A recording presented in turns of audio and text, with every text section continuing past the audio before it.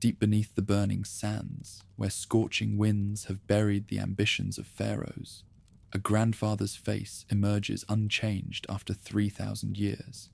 His skin, leathered but intact, bears the serene expression of one who believed death was merely the beginning of an infinitely grander existence.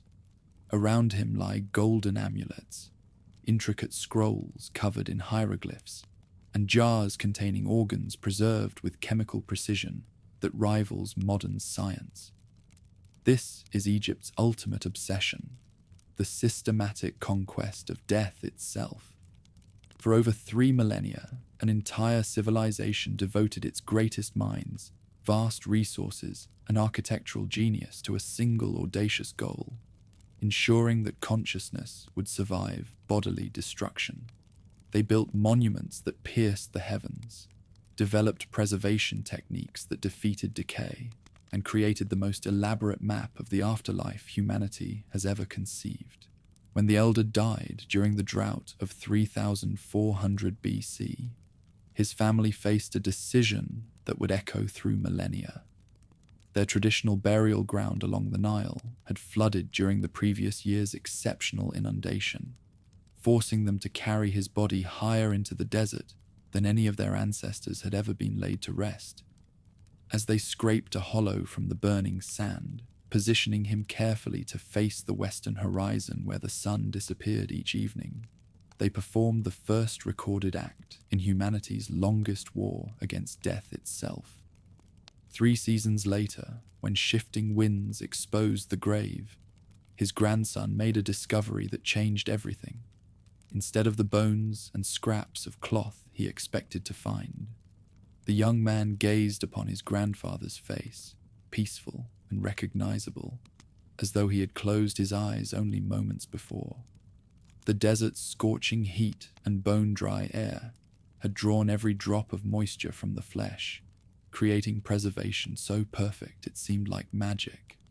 Death, apparently, need not mean the destruction of the person who had been. Word of this miracle spread along the river, reaching the workshops at Hierakonpolis, where artisans had been experimenting with ways to honor their most respected dead.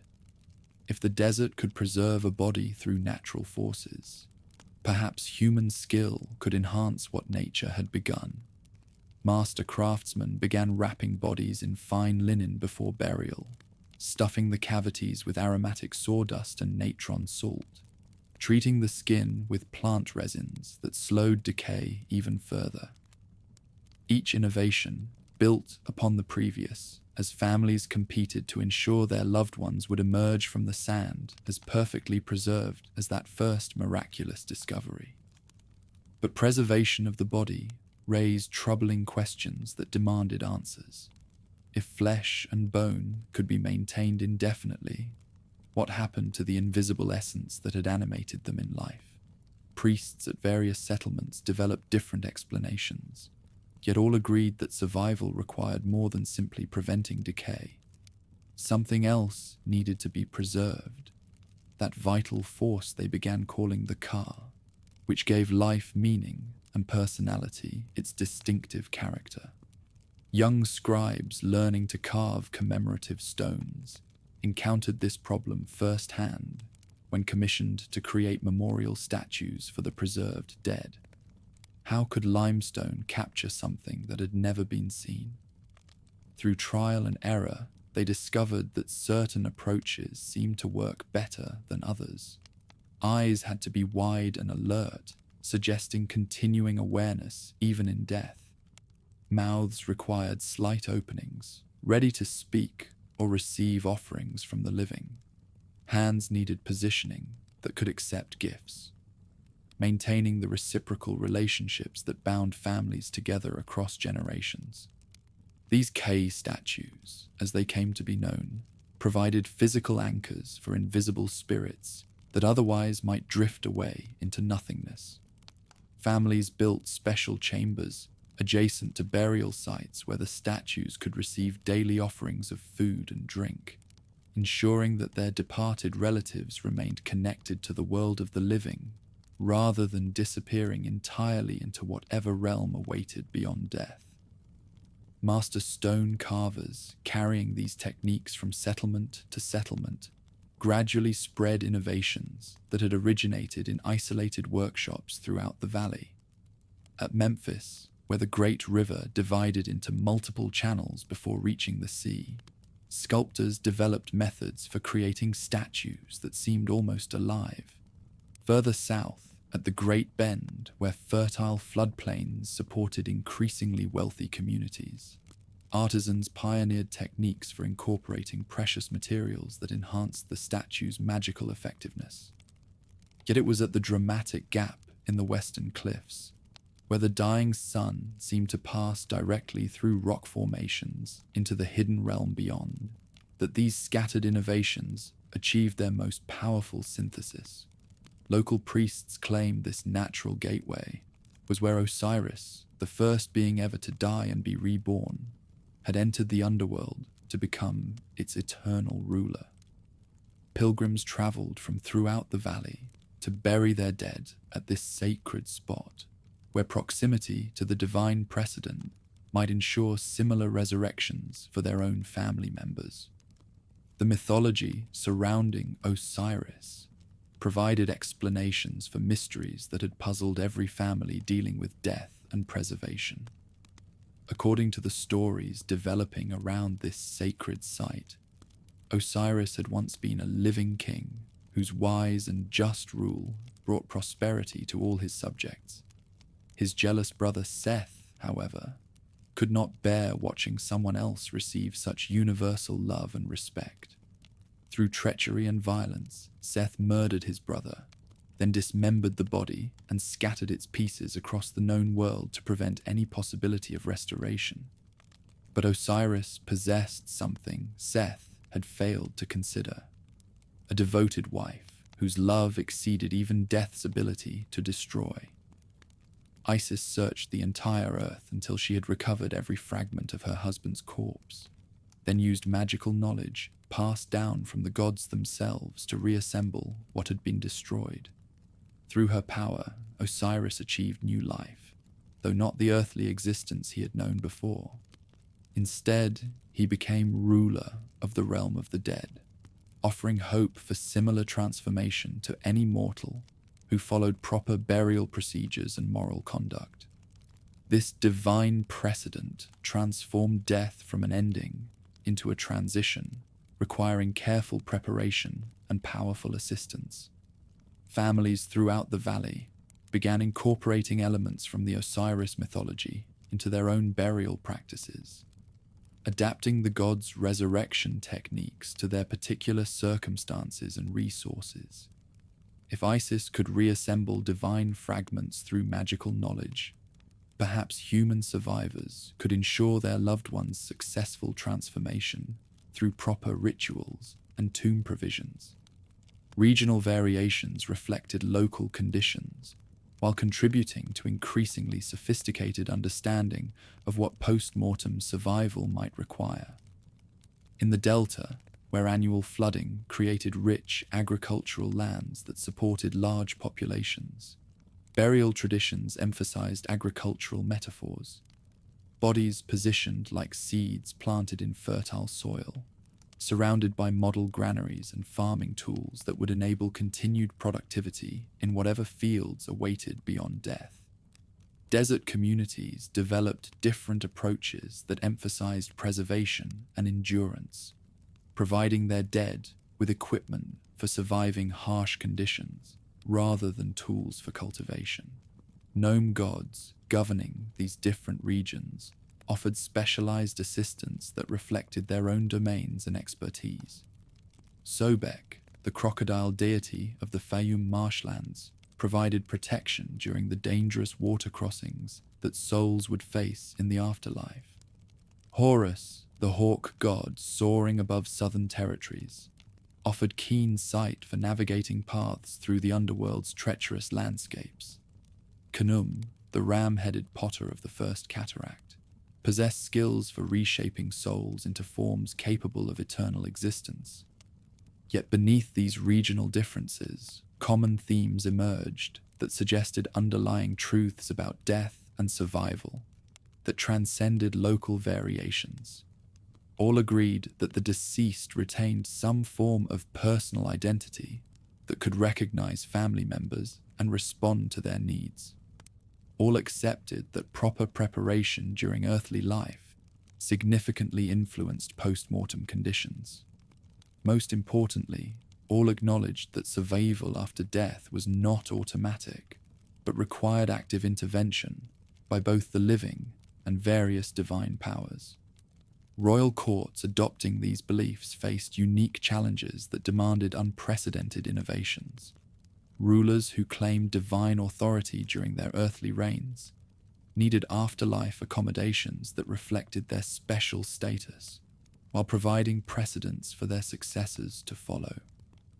Simple preservation and basic K statues, adequate for ordinary mortals, could not sufficiently honor kings whose deaths threatened the cosmic order that kept the world functioning properly. During the reign of Nama, whose military campaigns unified the valley under single authority, around 3100 BC, royal burial practices achieved new levels of sophistication that would influence traditions for millennia.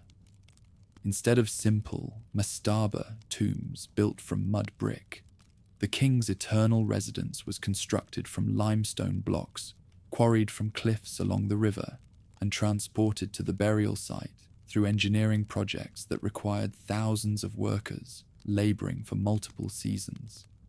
Stone architecture created possibilities that earlier materials could never have provided. Limestone could support massive weights, enabling construction of burial chambers large enough to accommodate all the equipment that royal afterlife would require.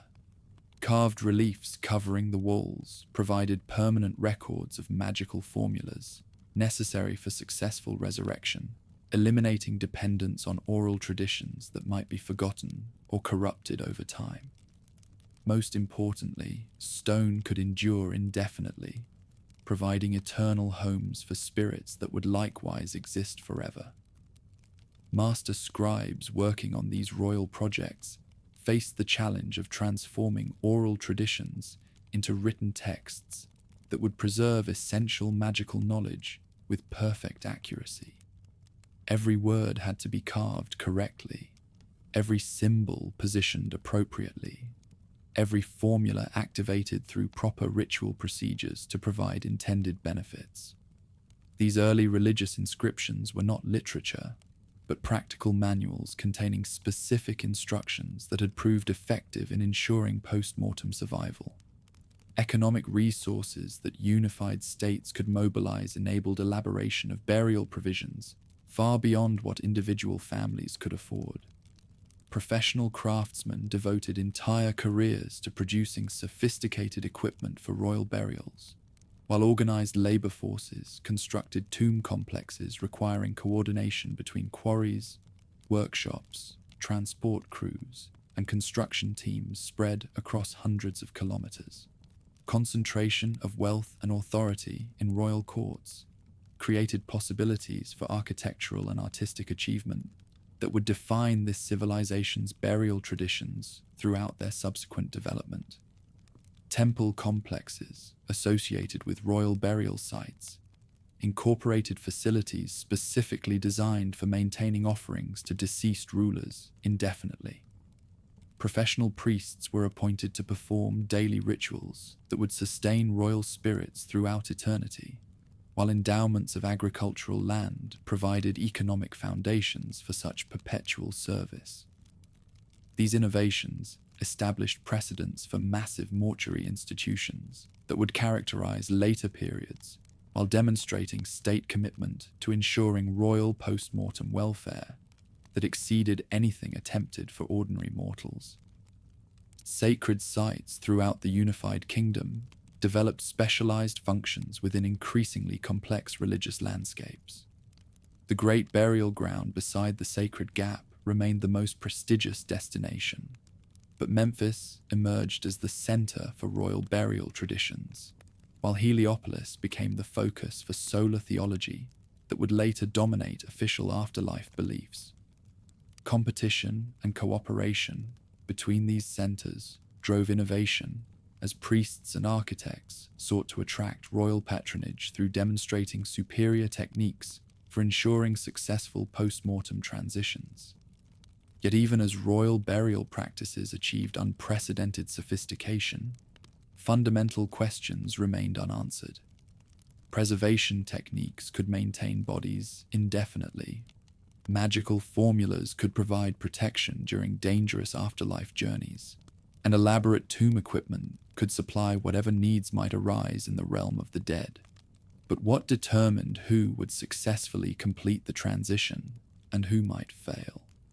Were proper preparations sufficient to guarantee favorable outcomes, or did personal conduct during earthly life influence post-mortem conditions? Royal inscriptions from this period began incorporating claims about divine approval for particular rulers' earthly actions, suggesting that moral behavior was becoming a factor in afterlife evaluations. The realm of the dead was not merely a destination that anyone could reach through adequate preparation. It was becoming a place where conduct would be judged, and where inappropriate behavior during earthly life could result in post-mortem punishment rather than eternal reward. These concepts remained rudimentary compared to later developments, but they established principles that would become central to this civilization's understanding of death and survival. By the end of this formative period, beliefs that had emerged from simple desert preservation had evolved into sophisticated systems requiring careful preparation, powerful magic, divine assistance, and moral conduct. Death had been transformed from termination into transition, offering eternal life in perfected form for those who met increasingly complex requirements. Master craftsmen, perfecting preservation techniques in royal workshops, understood they were participating in humanity's greatest endeavor, the conquest of death itself, through knowledge, skill, and divine favor.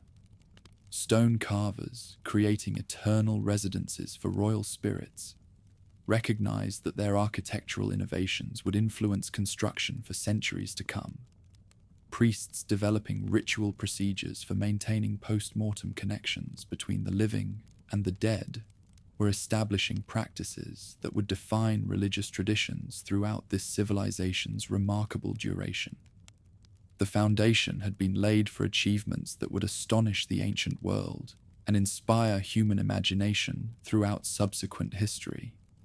Modest beliefs emerging from accidental desert preservation would evolve into the most elaborate vision of life beyond death that humanity would ever develop, while simple stone structures would grow into monuments that defied every limitation of ancient technology.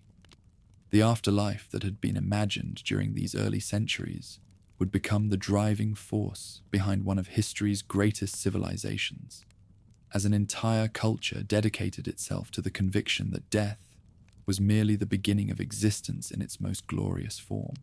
When Djoser's architect, Imhotep, gazed across the Saqqara Plateau around 2670 BC, envisioning a tomb that would pierce the sky itself, he was responding to a theological crisis that threatened the very foundations of royal authority.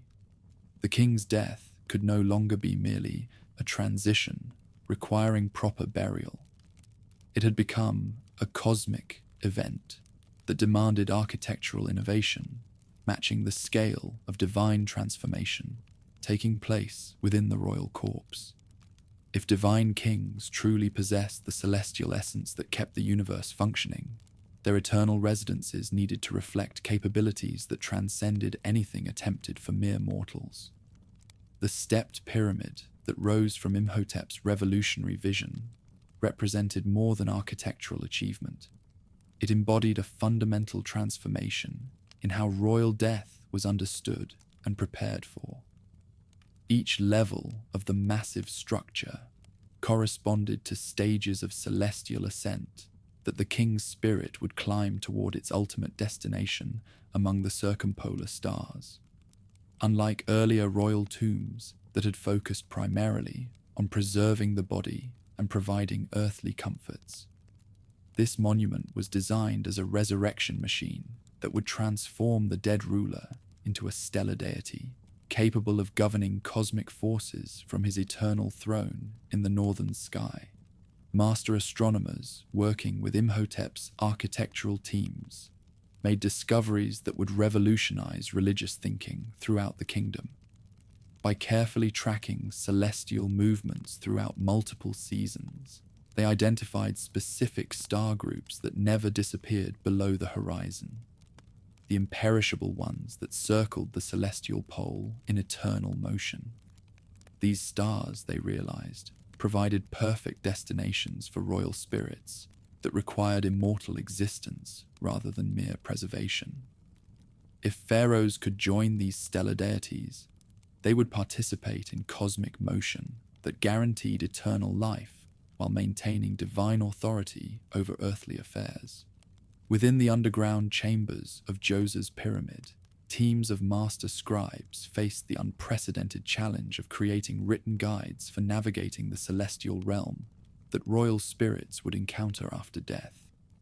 Previous royal burials had relied on oral traditions and simple magical formulas carved on tomb walls, but the complexity of stellar transformation required comprehensive instruction manuals that could anticipate every challenge the deceased ruler might face during his cosmic journey. These texts needed to provide not just protection, but detailed directions for achieving successful integration into divine stellar hierarchies. The breakthrough came when High Priest Khaemweset discovered that certain magical formulas, when spoken in proper sequence while performing specific ritual actions, could apparently facilitate communication between the living and spirits that had already achieved stellar transformation. Testing these procedures in the royal mortuary temple, priests found they could receive guidance from previously deceased rulers about requirements for successful post-mortem transitions. These revelations provided the theological foundation for developing comprehensive written guides that would become known as the Pyramid Texts. Yet even as these innovations emerged from collaborative efforts between architects, astronomers, and priests, practical problems continued to challenge every aspect of royal burial preparation. The massive stone blocks required for pyramid construction had to be quarried in upper regions, transported hundreds of kilometers down the Nile, then dragged across desert terrain to construction sites using techniques that pushed ancient engineering capabilities to their limits. Simultaneously, workshops throughout the kingdom struggled to produce burial equipment sophisticated enough to support royal transformation into stellar deities rather than merely preserved human spirits. Khufu's decision to construct the largest pyramid ever attempted reflected growing confidence that royal death could achieve unprecedented heights of divine authority. His architects, building upon innovations developed for previous royal monuments, designed passages and chambers that would channel cosmic forces directly into the heart of the structure where royal transformation would take place. The precision required for aligning these passages with specific stellar targets demanded mathematical calculations and construction techniques that represented the pinnacle of ancient technological achievement. Within the Great Pyramid's internal chambers, ritual specialists developed ceremonies that would become the template for royal resurrection procedures throughout the subsequent Old Kingdom period. The opening of the mouth ritual, performed on the royal mummy before sealing the burial chamber, involved symbolic actions that would restore the deceased king's ability to breathe, eat, speak, and see in his transformed stellar existence. The ceremony required specific tools: a Pasesh Kef knife made from meteoric iron that connected earthly implements to stellar destinations, an adze for opening the mouth, and a leg of beef that provided spiritual nourishment for the dangerous journey ahead. Each gesture had to be performed precisely according to written instructions, while priests recited magical formulas that would activate the ritual's transformative power. The most shocking theological innovation appearing in these early pyramid texts was the cannibal hymn, a spell that revealed the raw cosmic violence underlying royal resurrection. "The king eats men and lives on gods," the text proclaimed, describing how the deceased ruler would hunt, kill, and devour divine beings to absorb their magical powers. This wasn't metaphorical language, but literal description of processes that would enable royal spirits to accumulate the cosmic authority necessary for governing stellar realms. The king would eat their wisdom and swallow their spirits, transforming from a dead mortal into a cosmic predator capable of dominating even ancient deities. Such imagery shocked later periods that preferred more civilized approaches to divine transformation, but it revealed the primal theological thinking that justified royal claims to universal authority. But the most remarkable innovation emerging during Khufu's reign was the systematic mapping of celestial geography that would guide royal spirits through their post-mortem journeys.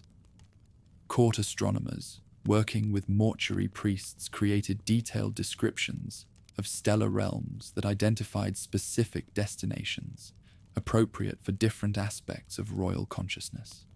The Divine King's BA, that mobile component of personality that could travel between earthly and celestial realms, required different stellar accommodations than his K, which needed permanent residence among imperishable stars. Meanwhile, his AKH, the transformed state achieved through successful resurrection, would join solar deities in their daily journeys across the sky while maintaining nighttime residence in stellar palaces. The solar bark journey that would carry royal spirits through their eternal adventures required understanding of cosmic geography that extended far beyond simple star charts. Each day, the royal HKH would join Ra's crew aboard the magnificent vessel that carried the sun across the sky, from eastern horizon to western mountains. During daylight hours, this journey proceeded through familiar celestial territories where friendly deities ensured safe passage. But sunset marked the beginning of a far more dangerous passage through the underworld's 12 hours of night, where hostile serpents and demons sought to destroy the solar vessel and prevent the dawn's renewal. The Horus-Seth conflict that provided theological justification for royal resurrection revealed how divine kingship could survive even complete destruction through proper magical intervention. According to the mythological cycle, Horus had been conceived posthumously when Isis used her magical powers to revive Osiris's corpse just long enough for procreation. The son who resulted from this necromantic union possessed legitimate claims to his father's throne, despite Seth's usurpation, but he could only actualize these claims through combat that would demonstrate divine approval.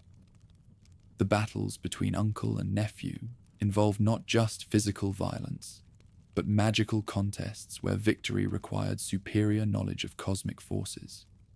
Royal resurrection followed similar patterns. Deceased kings needed to defeat hostile powers through magical combat before they could claim their stellar thrones. Master craftsmen producing burial equipment for these royal transformations faced unprecedented technical challenges that drove innovation throughout artistic and manufacturing traditions. Royal canopic jars, which would house the divine king's preserved internal organs, needed to incorporate stellar symbolism while providing magical protection during the dangerous transition period between death and resurrection. Jewelry and amulets required precious materials and sophisticated craftsmanship that would demonstrate royal worthiness for stellar transformation while providing practical magical assistance during post-mortem trials. Economic resources required for these royal burial preparations strained the kingdom's capabilities while generating technological innovations that benefited civilian populations throughout the realm. Quarrying techniques developed for pyramid construction improved stone availability for temple and administrative building projects. Transportation methods pioneered for moving massive stone blocks enhanced commercial shipping capabilities along the Nile. Metalworking skills refined in royal workshops for producing burial equipment improved agricultural tools and weapons available to farmers and soldiers. Yet the financial costs of maintaining royal stellar transformation created structural problems that threatened the kingdom's long-term stability. Each pyramid required decades of sustained effort from thousands of workers whose labor was diverted from agricultural and commercial activities that generated state revenues. Mortuary priesthoods, established to maintain eternal offerings for deceased rulers, consumed enormous ongoing expenditures that increased with each royal death, while providing no economic returns. The mathematical progression was unsustainable. The kingdom was dedicating ever larger portions of its resources to serving the dead, while neglecting the needs of the living. The mortuary priesthood hierarchies that emerged to manage these cosmic responsibilities became some of the most complex bureaucratic structures ever developed in the ancient world. The high priest of Ra at Heliopolis supervised theological development and training, while the overseer of pyramid construction coordinated the engineering projects that provided eternal residences for royal spirits. Regional administrators managed the agricultural estates that funded mortuary offerings, while specialized ritual performers maintained the daily ceremonies that sustained deceased rulers in their stellar realms. Each position required extensive education and training, creating employment for thousands of religious professionals while establishing institutional frameworks that would influence governmental organization throughout subsequent periods. Religious implications of royal stellar transformation created theological complexities that required careful resolution to maintain social stability. If divine rulers achieved complete godhood through death, what was their condition during earthly life? How could living kings claim divine authority while acknowledging that full divinity came only through death and resurrection? Theological scholars attached to royal courts developed sophisticated explanations that distinguished between potential divinity possessed by living rulers and actualized divinity achieved through proper death and transformation procedures. These theological innovations had profound implications for understanding divine kingship that would influence political theory throughout subsequent periods. Living rulers were divine beings whose full potential would be realized only through death, making royal burial preparation as important as any governmental policy for ensuring continued cosmic order. The kingdom's prosperity depended not just on royal wisdom and administrative competence during earthly life, but on successful royal transformation into stellar deities capable of governing cosmic forces that controlled Nile flooding, agricultural fertility, and protection from foreign enemies. Mortuary priesthoods, established to maintain offerings and rituals for deceased rulers, became permanent institutions that required enormous ongoing expenditures while providing employment for hundreds of specialized religious personnel. These priests performed daily rituals that sustained royal spirits in their stellar residences, while facilitating communication between living kings and their transformed predecessors. Through these practices, deceased monarchs continued participating in governmental decisions, while providing divine guidance for addressing challenges that exceeded purely human capabilities. When Unis became the first king to have comprehensive instructions for the world beyond carved on his pyramid's interior walls, around 2345 BC, he established precedents that would define royal burial practices for centuries.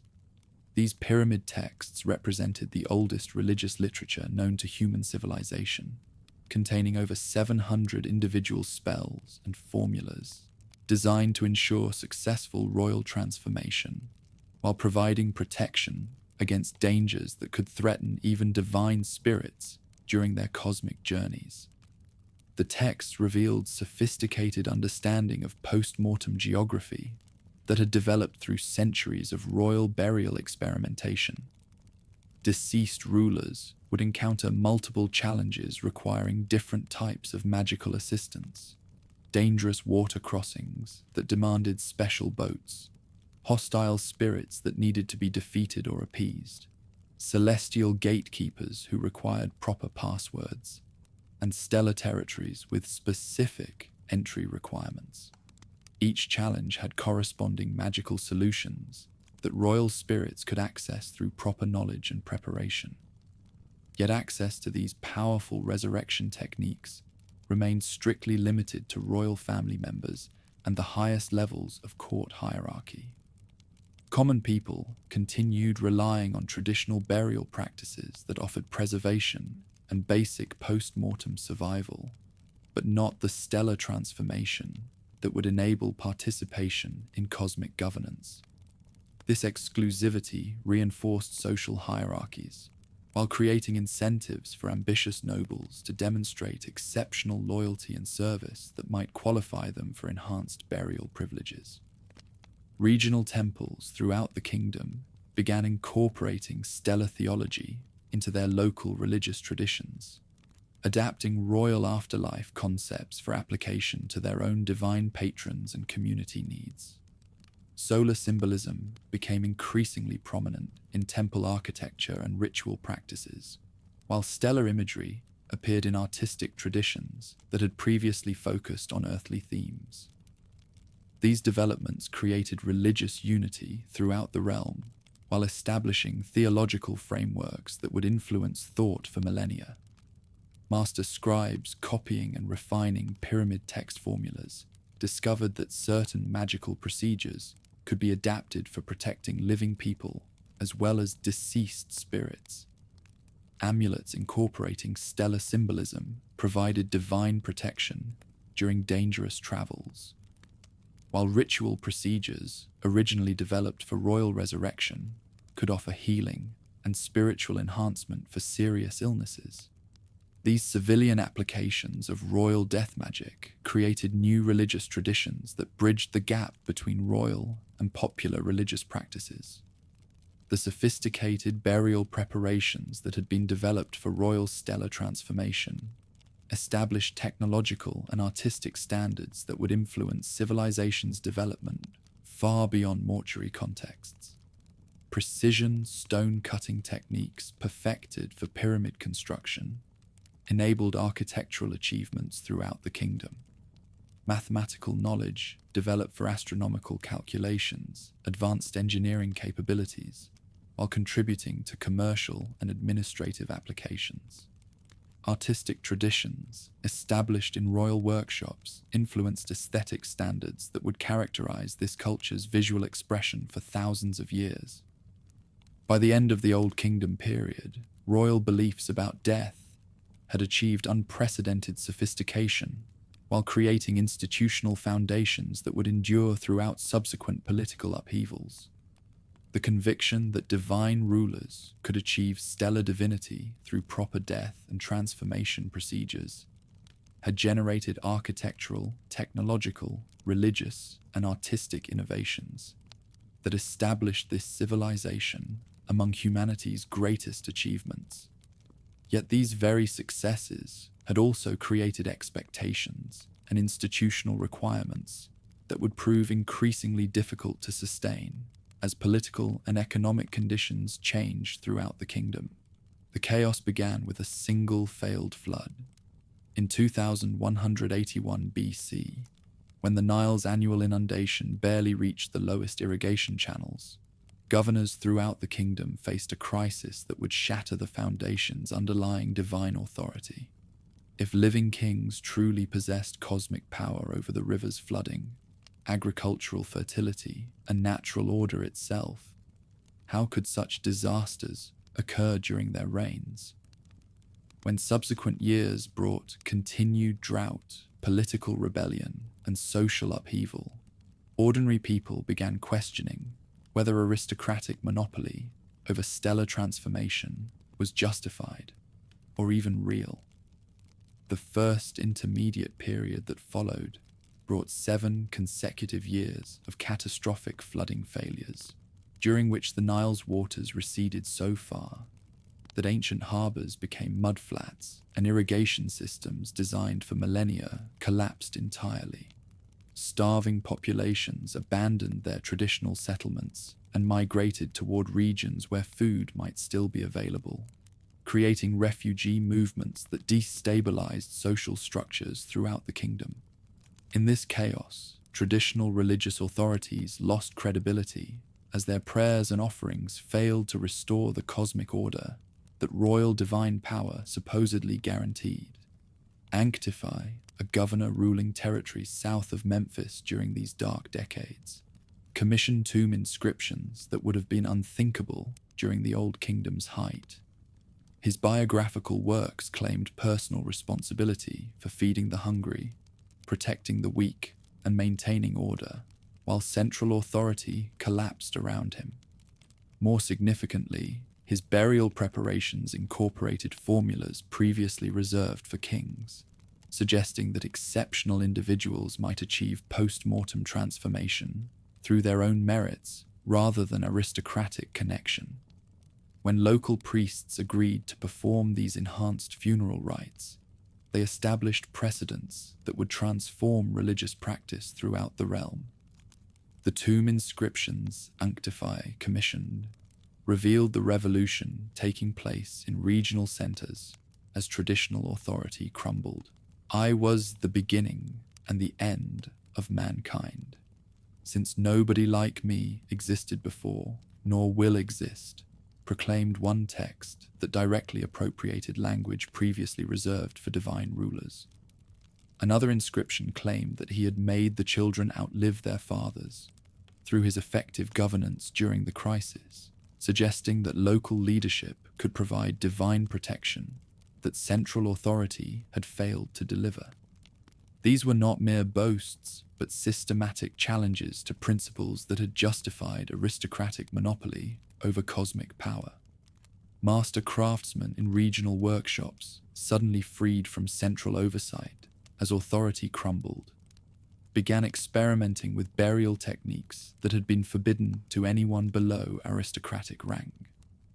At Beni Hassan, tomb builders developed new approaches to organizing burial chambers that could accommodate extended spell collections, while remaining economically accessible to wealthy merchants and local officials. Instead of covering entire walls with costly carved hieroglyphs, they discovered that painted inscriptions on wooden sarcophagus surfaces could provide equivalent protection at a fraction of the expense. These innovations reflected deeper developments that were reshaping understanding of death and eternal transformation throughout the fractured realm. If the cosmos could function despite central weakness, perhaps individual spirits possessed capabilities that didn't depend entirely on aristocratic intercession. Regional priests, no longer constrained by court orthodoxy, began developing procedures that could enable non-aristocratic spirits to navigate the dangerous passages between earthly life and whatever realms awaited beyond death. Sieza, a nomarch governing territories near modern Dashur around 2000 BC, became the first non-aristocratic person to commission a complete set of instructions for his personal transformation. Working with scholars who had fled the abandoned court, he assembled over 400 spells and formulas, specifically adapted for use by someone who possessed neither divine blood nor inherited kingship. These writings, painted in neat hieroglyphic columns inside his massive wooden sarcophagus, represented the first systematic attempt to democratize the knowledge that had previously guaranteed eternal life only for the elite. Regional variations in these coffin text formulas revealed the sophisticated theological adaptations that different provincial centers developed to address local conditions and preferences. The texts from Berkshire emphasized agricultural metaphors appropriate for communities whose prosperity depended on farming, with spells for ensuring adequate water supplies and fertile soil in the cosmic fields where souls would labor eternally. The Coffin texts from Mayer incorporated commercial imagery, reflecting that region's importance as a trading center, including magical procedures for securing favorable exchange rates and safe passage for merchant caravans in celestial marketplaces. These variations demonstrated that non-royal resurrection was being systematically adapted to reflect the diverse economic and social realities that characterized provincial life. Spell 1130, which first appeared in Coffin texts from this period, provided the most detailed map of underworld geography ever attempted. This remarkable composition described the Duat as containing 12 distinct regions corresponding to the hours of night, each governed by different deities and presenting unique challenges to traveling souls. The spell revealed that deceased spirits would encounter a lake of fire guarded by 4 baboons, a region of upside-down beings who walked on their hands, and territories inhabited by serpents whose names had to be pronounced correctly to secure safe passage. Most importantly, the spell provided specific magical formulas that would enable non-royal souls to navigate these dangers without the automatic divine protection that royal spirits enjoyed. The sarcophagus that contained Sieyes's mummy revealed sophisticated understanding of how traditional elite procedures could be modified for civilian use. Spells originally designed to transform deceased kings into stellar deities were adapted to enable lesser nobles to join the retinues of divine rulers in their celestial realms. Formulas that had provided aristocratic spirits with boats for crossing dangerous waters were adjusted to ensure that non-elite spirits could secure passage on vessels operated by divine boatmen. Most importantly, procedures for appeasing hostile spirits and passing celestial gatekeepers were expanded to include passwords and offerings that ordinary people could afford. Yet these early experiments in democratized transformation revealed problems that required careful resolution. If non-elite spirits could achieve eternal life through their own preparations, what distinguished them from divine kings who had supposedly possessed unique cosmic authority? Scholars working in regional centers developed innovative solutions that preserved aristocratic preeminence while enabling broader participation in eternal existence. Elite spirits would continue ruling celestial realms, but exceptional civilians could join their administrative hierarchies as eternal servants who shared in divine glory without challenging established supremacy. Regional variations in these adapted procedures reflected local conditions and preferences that had been suppressed during the Old Kingdom's centralized orthodoxy. Northern territories, where Memphis priests had developed sophisticated solar theology, emphasized spells that would enable non-elite spirits to join the sun, God's daily journey across the sky. Southern regions, closer to traditional burial grounds where Osiris mythology remained dominant, focused on procedures for gaining admission to the god's realm through proper ethical behavior and ritual preparation.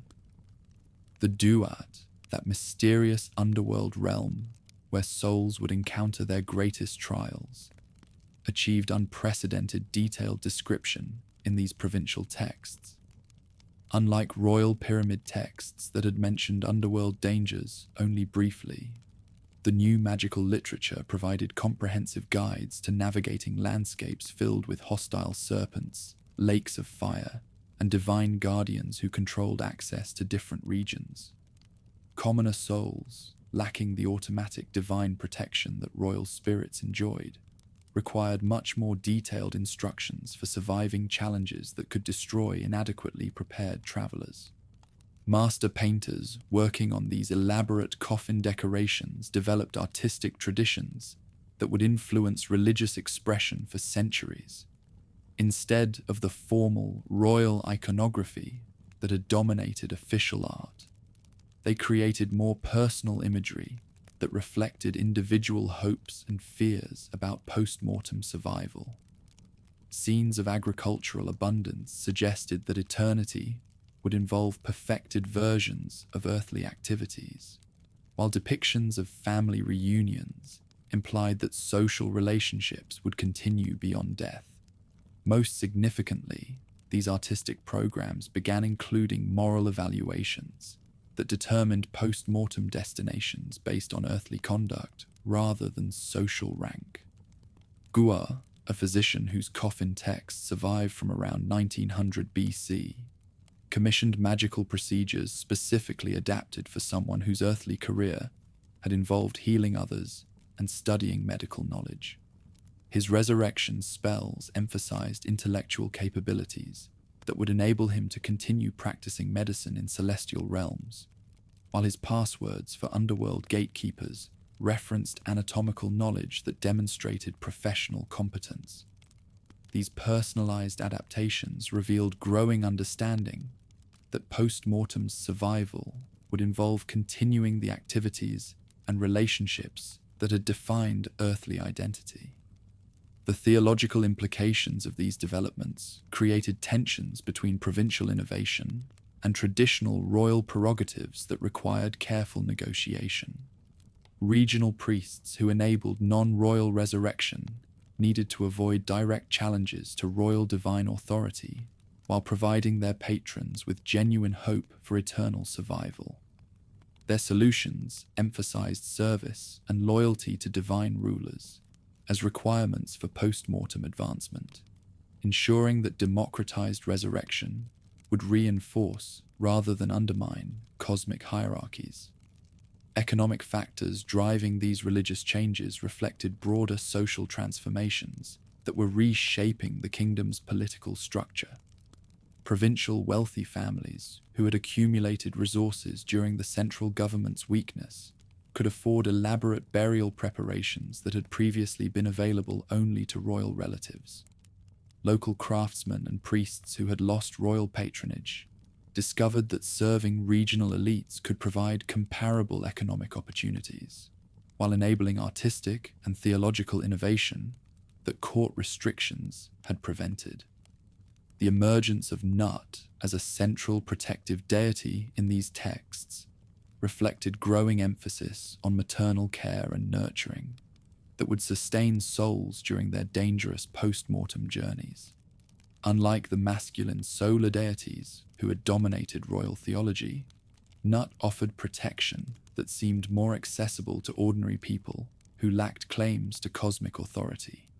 Her imagery, a star-covered woman arching over the earth to protect the dead during their nightly travels, provided comfort and reassurance that balanced the terrifying dangers described in underworld geography. Trade relationships between different provincial centers enabled the exchange of magical innovations that enriched local traditions while creating increasingly standardized approaches to non-royal resurrection. Spell formulas developed in one region could be adapted for use elsewhere, while artistic techniques pioneered in particular workshops influenced decoration throughout the kingdom. These connections ensured that democratization of death magic proceeded according to similar principles, despite political fragmentation that prevented centralized coordination. The negative confession, which first appeared in coffin texts from this period, represented the most significant theological innovation in the democratization process. This systematic listing of 42 sins that souls needed to deny before divine judges established moral conduct as a fundamental requirement for post-mortem survival. Unlike royal resurrection, which had depended primarily on proper magical procedures and divine blood, commoner salvation required ethical behavior that could be evaluated through detailed examination of earthly actions. Each sin listed in the negative confession corresponded to specific moral obligations that governed daily life in provincial communities. while also reflecting the 42 nomes that comprise the administrative geography of the kingdom. I have not stolen food, reflected economic ethics in societies where resource scarcity created constant temptations for theft. I have not caused anyone to weep, emphasized emotional responsibility in closely connected communities, where individual actions affected collective welfare. I have not committed adultery, reinforced social bonds that maintained family stability in uncertain times. I have not closed my ears to words of truth, established intellectual honesty as a divine requirement, while I have not been aggressive, prohibited the violence that could destabilize fragile provincial communities. The theological sophistication of these ethical requirements revealed careful thought about what kinds of behavior would create stable, prosperous communities that could survive without strong central authority. The confession's emphasis on honesty in commercial dealings reflected the importance of trade relationships for provincial prosperity, while its prohibitions against sexual misconduct reinforced family structures that provided social stability during political chaos. Most remarkably, the confession required souls to deny harming the environment. I have not polluted the water, and I have not driven cattle from their pastures, establishing environmental responsibility as a divine mandate that anticipated modern ecological thinking by millennia. Middle Kingdom literature emerging from these same provincial centers reflected changing attitudes toward death that complemented the magical innovations appearing in burial contexts. The Dialogue of a Man with His Soul explored philosophical questions about whether post-mortem survival was worth the effort required to achieve it, while The Tale of the Eloquent Peasant suggested that moral behavior would be rewarded even when earthly justice failed. These literary works provided frameworks for understanding individual responsibility that supported the ethical requirements embedded in new magical procedures. The admonitions of Ipuwer provided the most detailed contemporary account of the social chaos that had enabled these theological innovations. This remarkable text described a world turned upside down, where the servant takes what he finds, and the poor have become rich while the wealthy have nothing. Most significantly for religious development, the text complained that the secrets of the embalmers are laid bare, and what the pyramid concealed is now empty, indicating that royal mortuary knowledge had become accessible to unauthorized persons. These passages confirm that theological democratization involved not just adaptation of royal procedures, but actual theft of closely guarded ritual secrets. The literary masterpiece known as The Instructions of Amenemhotep established moral frameworks that would influence ethical thinking throughout the ancient world and eventually contribute to biblical wisdom literature.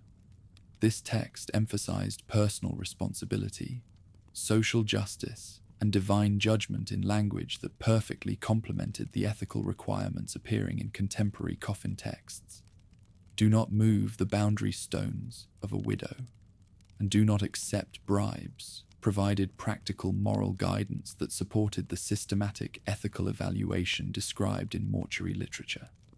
Regional Osiris centers that had been overshadowed by royal solar theology during the Old Kingdom experienced remarkable revivals as provincial elites sought divine patrons who seemed more accessible than distant stellar deities. Temples at Memphis, Osiris, and other traditional sites received generous donations from local rulers who hoped to secure divine favor for their own post-mortem journeys. These investments enabled expanded temple services while creating employment for priests who specialized in adapting Osirian theology for non-royal patrons. The Memphis theological tradition that emerged during this period created the most sophisticated synthesis of Osirian mythology with practical resurrection procedures that non-royal souls could realistically achieve. Memphis priests developed the concept of Osiris as Kentia Mentiu, foremost of the Westerners, who would personally evaluate each soul's worthiness for admission to his kingdom based on earthly conduct rather than royal blood. This theological innovation required detailed procedures for moral evaluation that went far beyond the simple magical procedures that had characterized royal resurrection. Souls would need to demonstrate not just knowledge of correct passwords and protective spells, but evidence of ethical behavior that qualified them for eternal reward. The Busiris variant of Osirian theology emphasized the god's role as agricultural deity, whose death and resurrection ensured annual renewal of crops throughout the kingdom. Provincial communities, whose prosperity depended on farming, found this agricultural imagery much more relevant than the stellar transformations that had characterized royal theology. Busiris priests developed elaborate ritual cycles that connected individual resurrection with seasonal renewal, suggesting that souls who had contributed to agricultural prosperity during earthly life would continue that vital work in perfected form throughout eternity. The concept of moral behavior as a factor in post-mortem survival created new social pressures that influenced conduct throughout provincial communities. Local officials who hoped for eternal reward needed to demonstrate justice and compassion in their earthly governance, while merchants who sought post-mortem prosperity had to maintain honest business practices. These expectations encouraged ethical behavior while providing frameworks for social criticism when leaders failed to meet moral standards. Artistic depictions of the underworld that appeared in provincial tomb decorations revealed sophisticated understanding of post-mortem geography that had developed through centuries of theological speculation. The Duat was portrayed as a complex landscape containing multiple regions with different characteristics and inhabitants. Souls would encounter serpentine guardians who controlled access to specific areas, divine ferrymen who provided transportation across dangerous waters, and celestial officials who evaluated moral qualifications for advancement to higher realms. The integration of traditional Osiris mythology with newer magical procedures created theological syntheses that would influence religious development for centuries. Osiris remained the supreme judge of the dead, whose resurrection provided the model for human survival, but access to his kingdom now required moral qualifications, rather than simply royal blood or magical knowledge. The god's own experience of death, dismemberment, and restoration became a template that ordinary people could follow through proper ethical conduct and burial preparation. Provincial workshops producing burial equipment for these enhanced commoner funerals developed manufacturing techniques that balanced magical effectiveness with economic accessibility. Canopic jars could be carved from local limestone rather than imported granite, while magical amulets could be produced from bronze or faience rather than precious metals. These innovations enabled broader participation in elaborate burial traditions while maintaining the theological principles that made such preparations effective. The success of these provincial experiments in democratized resurrection attracted attention from royal authorities who were struggling to restore central control as the Middle Kingdom emerged from political chaos. Rather than suppress these innovations, successive rulers chose to incorporate them into official religious practice, while reasserting royal supremacy over theological development. This accommodation enabled continued innovation, while preventing religious challenges to royal authority that might have threatened political reunification. Mentuhotep II's approach to managing this theological revolution revealed sophisticated political understanding of how religious innovation could be controlled, rather than simply suppressed. His royal inscriptions claimed credit for restoring what had been destroyed, and reuniting what had been separated, language that applied to both political reunification and theological synthesis. By positioning himself as the patron of religious restoration, rather than the opponent of theological innovation, he enabled continued development of democratized resurrection, while ensuring that royal authority retained ultimate oversight over religious development. This strategy proved remarkably successful, creating frameworks for theological innovation that would flourish throughout the Middle Kingdom, while maintaining royal supremacy over cosmic order. When Mentuhotep II successfully reunited the kingdom around 2055 BC, he inherited religious traditions that had been fundamentally transformed during the decades of political fragmentation. Non-royal people throughout the realm now possessed access to magical procedures that could ensure post-mortem survival, while moral conduct had become recognized as a legitimate requirement for eternal reward. Royal resurrection remained supreme, but it now existed within broader frameworks that acknowledged individual responsibility and divine justice. The establishment of new royal workshops at Thebes during the early Middle Kingdom required integration of provincial innovations with traditional royal prerogatives in ways that preserved both elite access to enhanced magical procedures and royal supremacy over theological development. Master craftsmen who had developed techniques for non-royal burials were recruited to serve royal patrons, while provincial priests who had pioneered ethical evaluations were incorporated into court religious hierarchies. These appointments enabled continued innovation while ensuring royal control over theological developments.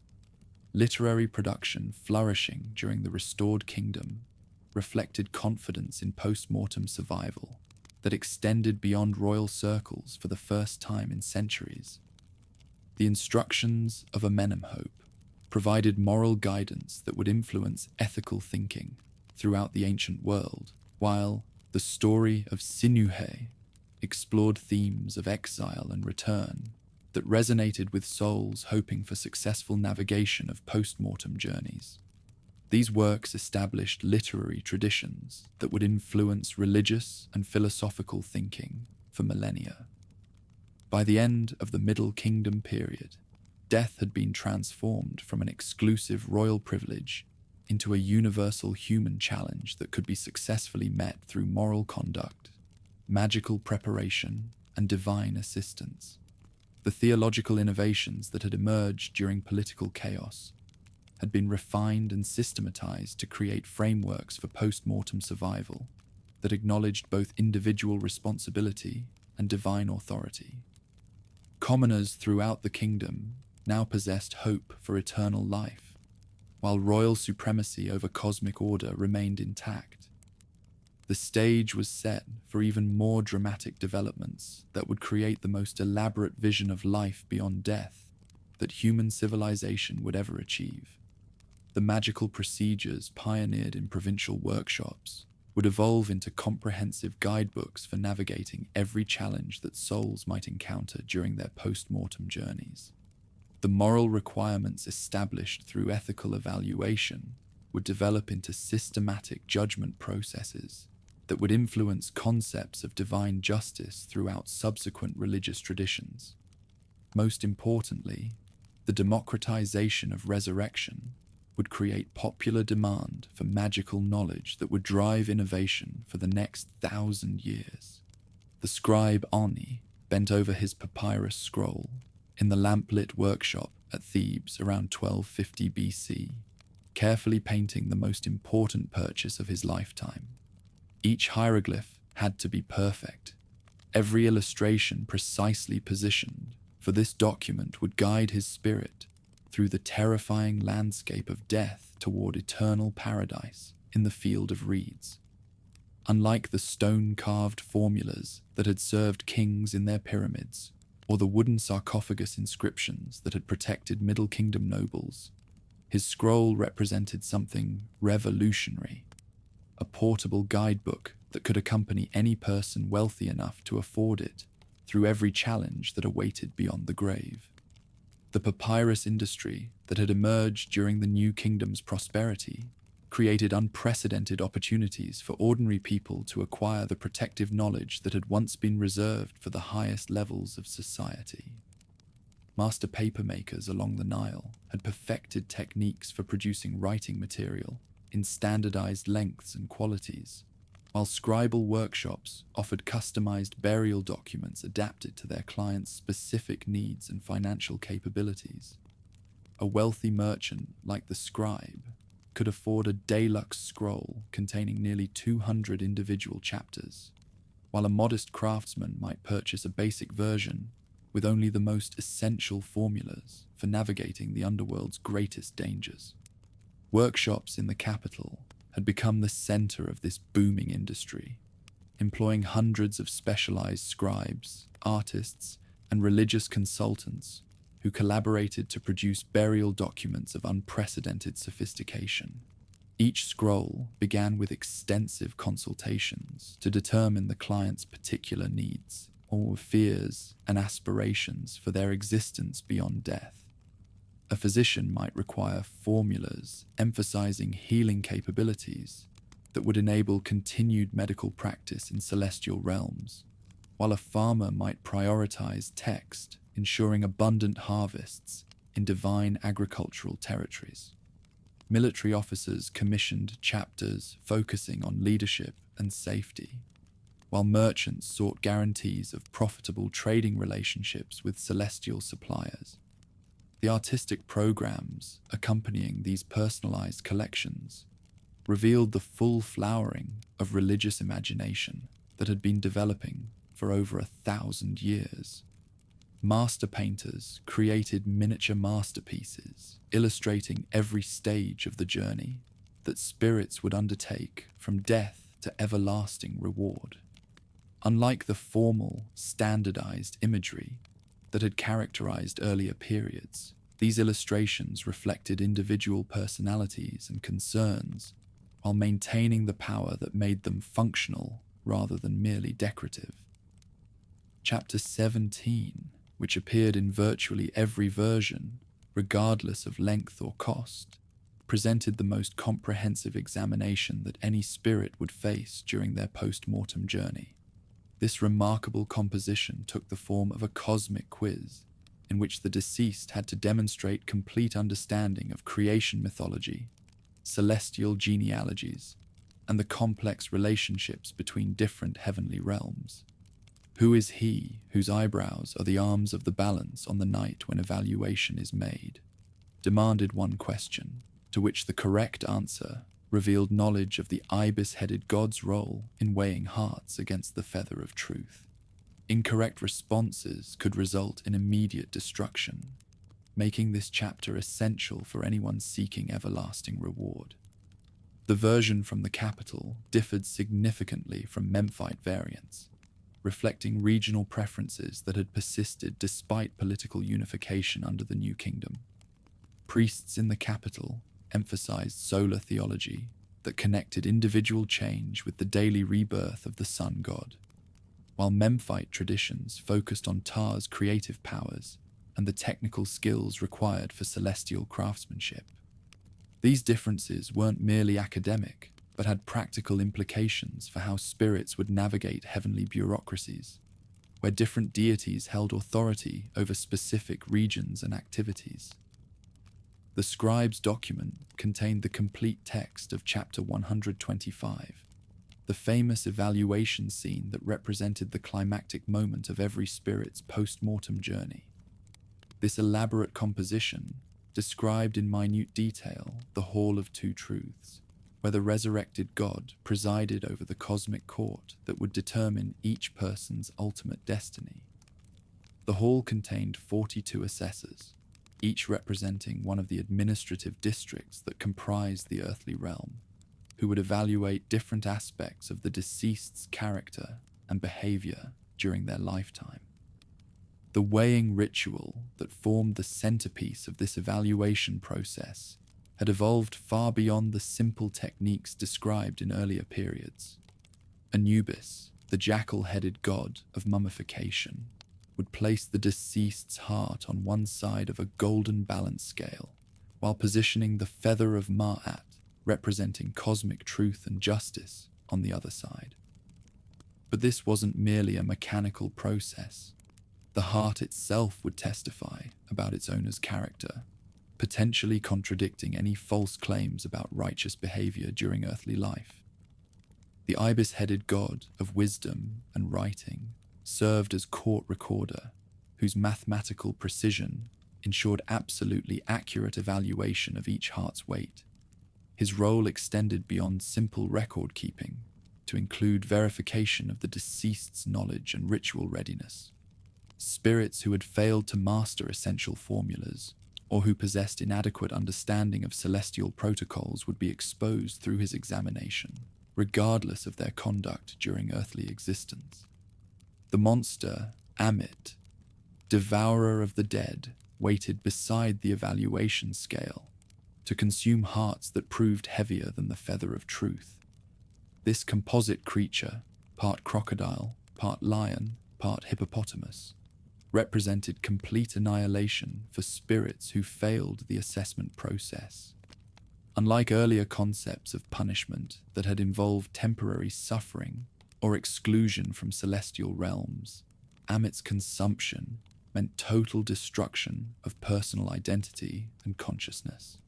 Such spirits would not simply fail to achieve everlasting reward, they would cease to exist entirely.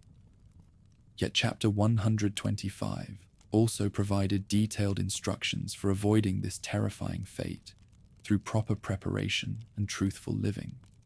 The text included a comprehensive list of declarations that spirits could make to demonstrate their worthiness for eternal reward. I have not killed sacred animals.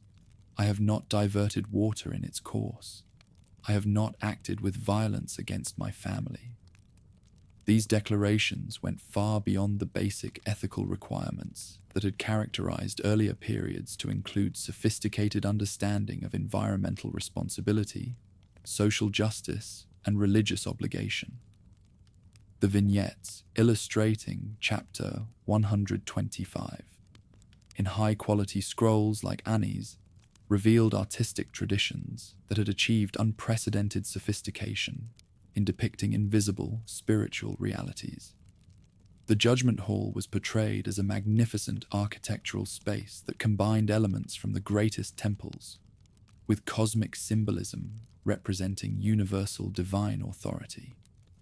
Osiris appeared enthroned in mummy wrappings that emphasized his resurrection, while wearing the Atef crown that demonstrated his supreme judicial authority over all spirits seeking eternal existence. Chapter 6, which dealt with Shabti figures that would perform agricultural labor in the field of reeds, reflected practical concerns about what eternal existence would actually involve. These magical servants, placed in tombs as small mummified figures, would respond to work assignments in celestial agricultural territories by declaring, "O Shabti, if the deceased is called upon to do any work that is done in the realm of the dead, you shall say, 'Here I am,' when you are counted for any task."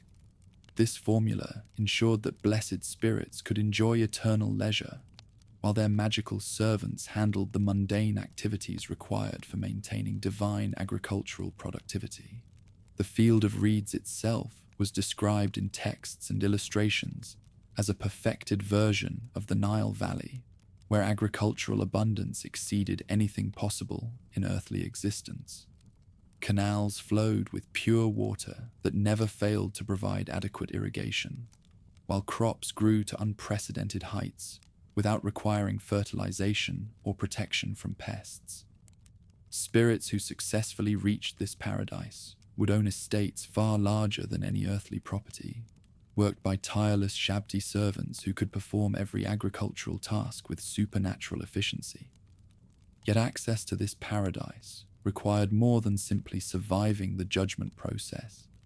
Spirits needed detailed knowledge of celestial geography and divine protocols that govern travel through different regions of the afterworld.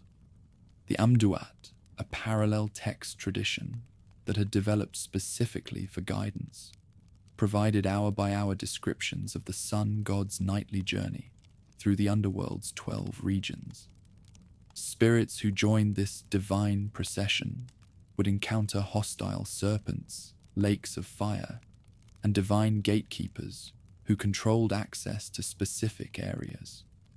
The most dangerous challenges occurred during the 7th hour of night, when the solar bark would encounter Apep, the cosmic serpent whose destruction of divine order threatened the continuation of existence itself. This monstrous entity, sometimes described as stretching for hundreds of kilometers through the underworld's deepest regions, sought to devour the sun god and prevent the dawn's renewal. Spirits traveling with the divine procession needed specific magical weapons and protective formulas to survive this encounter, while contributing to the cosmic battle that determined whether creation would continue. Provincial variations in Book of the Dead texts reflected local preferences and economic capabilities that had persisted despite increased standardization during the New Kingdom period. Scrolls produced in northern workshops emphasized Memphis theological traditions that connected individual transformation with Ptah's creative activities and technical craftsmanship. Southern versions reflected Theban preferences for solar imagery and direct association with the royal mortuary complexes that dominated the west bank of the Nile opposite the Great Temple of Karnak. Economic stratification determined not only the length and quality of scrolls that different social levels could afford, but also the specific magical assistance they could access during their post-mortem journeys. Wealthy individuals, like Annie, could commission scrolls containing detailed maps of underworld geography, comprehensive lists of divine names and passwords, and elaborate protective spells that would ease every aspect of their celestial travels.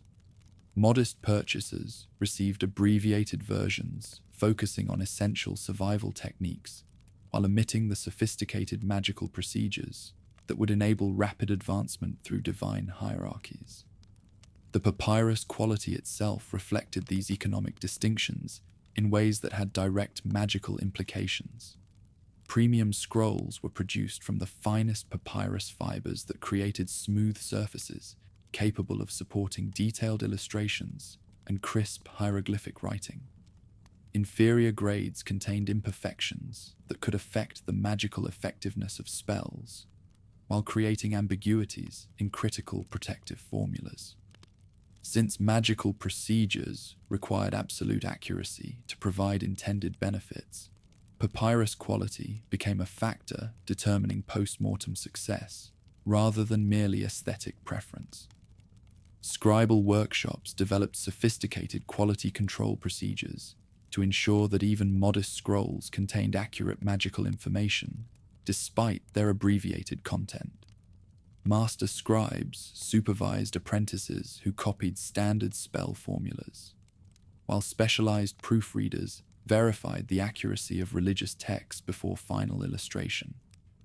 These procedures enabled mass production of burial documents while maintaining the theological precision that made them magically effective rather than simply decorative. The role of Anubis in guiding spirits through their initial post-mortem challenges had evolved far beyond his traditional association with mummification and burial procedures. Chapter 151 described his function as psychopomp, who would meet newly deceased spirits at the boundary between earthly existence and the celestial realms, providing orientation and protection during the most vulnerable period of their cosmic journey. His intimate knowledge of underworld geography and divine protocols made him an essential ally for spirits who lacked the automatic divine protection that had characterized earlier elite afterlife experiences. Professional mourners who performed funeral ceremonies for wealthy clients like Annie had developed elaborate ritual traditions that activated the magical procedures described in burial scrolls. These ceremonies involved not simply reading the written spells, but performing specific actions that would awaken their protective powers, while establishing connections between the deceased and divine forces that would assist their post-mortem transformation. The quality and accuracy of these performances could significantly influence the effectiveness of even the most sophisticated magical preparations. Temple workshops throughout the kingdom began producing standardized magical equipment that complemented the guidance provided in Book of the Dead scrolls. Heart scarabs inscribed with Chapter 30b provided backup protection during the judgment process by preventing hearts from testifying against their owners, despite any ethical failures during earthly life. These amulets bore specific magical formulas. O my heart of my mother, O my heart of my existence, do not stand up against me as witness. Do not oppose me in the tribunal. Canopic jar sets produced during this period achieved unprecedented artistic sophistication while maintaining the functional requirements that enabled proper preservation of internal organs. The four sons of Horus, Imseti, Hapi, Duamutef, and Kebesenuef, were depicted with increasing attention to individual characteristics that reflected their specialized responsibilities for protecting different organs during the mummification process and subsequent resurrection procedures. These divine guardians would ensure that preserved organs could be successfully reintegrated into perfected spiritual bodies that would function throughout eternal existence. The democratic character of New Kingdom afterlife beliefs created unprecedented opportunities for personal religious expression while maintaining the hierarchical structures that preserved social order in celestial realms. Ordinary people could now aspire to eternal paradise through proper preparation and ethical behavior, but their afterlife experiences would reflect the social positions they had occupied during earthly existence. Craftsmen would continue practicing their trades in perfected workshops, farmers would cultivate divine agricultural territories, and scribes would maintain celestial administrative records. This democratization created new pressures for ethical behavior that influenced social relationships throughout New Kingdom society. Individuals who hoped for favorable judgment needed to demonstrate genuine concern for community welfare, honest business practices, and responsible family relationships that would withstand divine scrutiny. The prospect of eternal reward or annihilation provided powerful incentives for maintaining social harmony, while creating frameworks for criticizing leaders who failed to meet appropriate standards. Literary traditions flourishing during the New Kingdom period reflected the confidence in personal afterlife achievement that had emerged from widespread access to protective magical knowledge. The Tale of Two Brothers explored themes of death, resurrection, and divine justice that resonated with contemporary religious beliefs, while the contendings of Horus and Seth provided detailed accounts of the cosmic conflicts that determined succession to divine authority. These works established narrative frameworks that influenced understanding of individual spiritual journeys, while entertainment that made serious religious concepts accessible to broad audiences. Religious festivals celebrating divine deaths and resurrections became increasingly elaborate public spectacles that enabled entire communities to participate in the cosmic cycles that governed individual post-mortem transformation. The Osiris festivals at Abydos attracted pilgrims from throughout the kingdom who sought to witness the god's annual resurrection while establishing spiritual connections that would benefit their own eternal journeys. These celebrations created shared religious experiences that reinforced community bonds while providing practical education about the afterlife procedures that everyone would eventually need. By the end of the New Kingdom period, the Book of the Dead had achieved the status of essential equipment for anyone seeking successful post-mortem transformation. The scroll industry had created standardized procedures for producing magical guidance adapted to different social levels and economic capabilities, while artistic traditions had evolved sophisticated techniques for illustrating spiritual realities that transcended ordinary human experience. Most importantly, the detailed instructions provided in these texts had democratized access to eternal paradise, while maintaining the divine justice that rewarded ethical behavior and punished moral failures. The stage was set for even more elaborate developments that would refine these procedures while adapting them to changing political and cultural conditions. The comprehensive magical knowledge that had been systematized in Book of the Dead Scrolls would provide the foundation for innovations that would influence religious thinking throughout the Mediterranean world and beyond. The judgment procedures that had been perfected during this period would establish concepts of divine justice that would shape legal and ethical thinking for millennia to come. The mineral salt crystals crunched beneath Camwaset's sandals as he descended into the drying beds beside the sacred lake at Memphis around 1280 BC. For 70 days, the body of the recently deceased nobleman Amenhotep had been packed in these deposits, slowly transforming from mortal flesh into something approaching divine permanence. As chief processor for the most prestigious facility in the capital, Camwaset understood that his craft represented humanity's most audacious challenge to the natural order, the systematic conquest of decay through chemical knowledge and precise procedures. The salt mines at Wadi el Natron, located in the desert west of the delta, provided the essential ingredient that made this conquest possible. These natural deposits of sodium carbonate, formed through millennia of evaporation from ancient lake beds, possessed properties that had been discovered accidentally by desert peoples who observed how corpses interred in these areas achieved remarkable conservation. Trade caravans carrying the precious mineral to facilities throughout the kingdom created supply networks that enabled body processing to spread far beyond the royal centers where it had originated centuries earlier.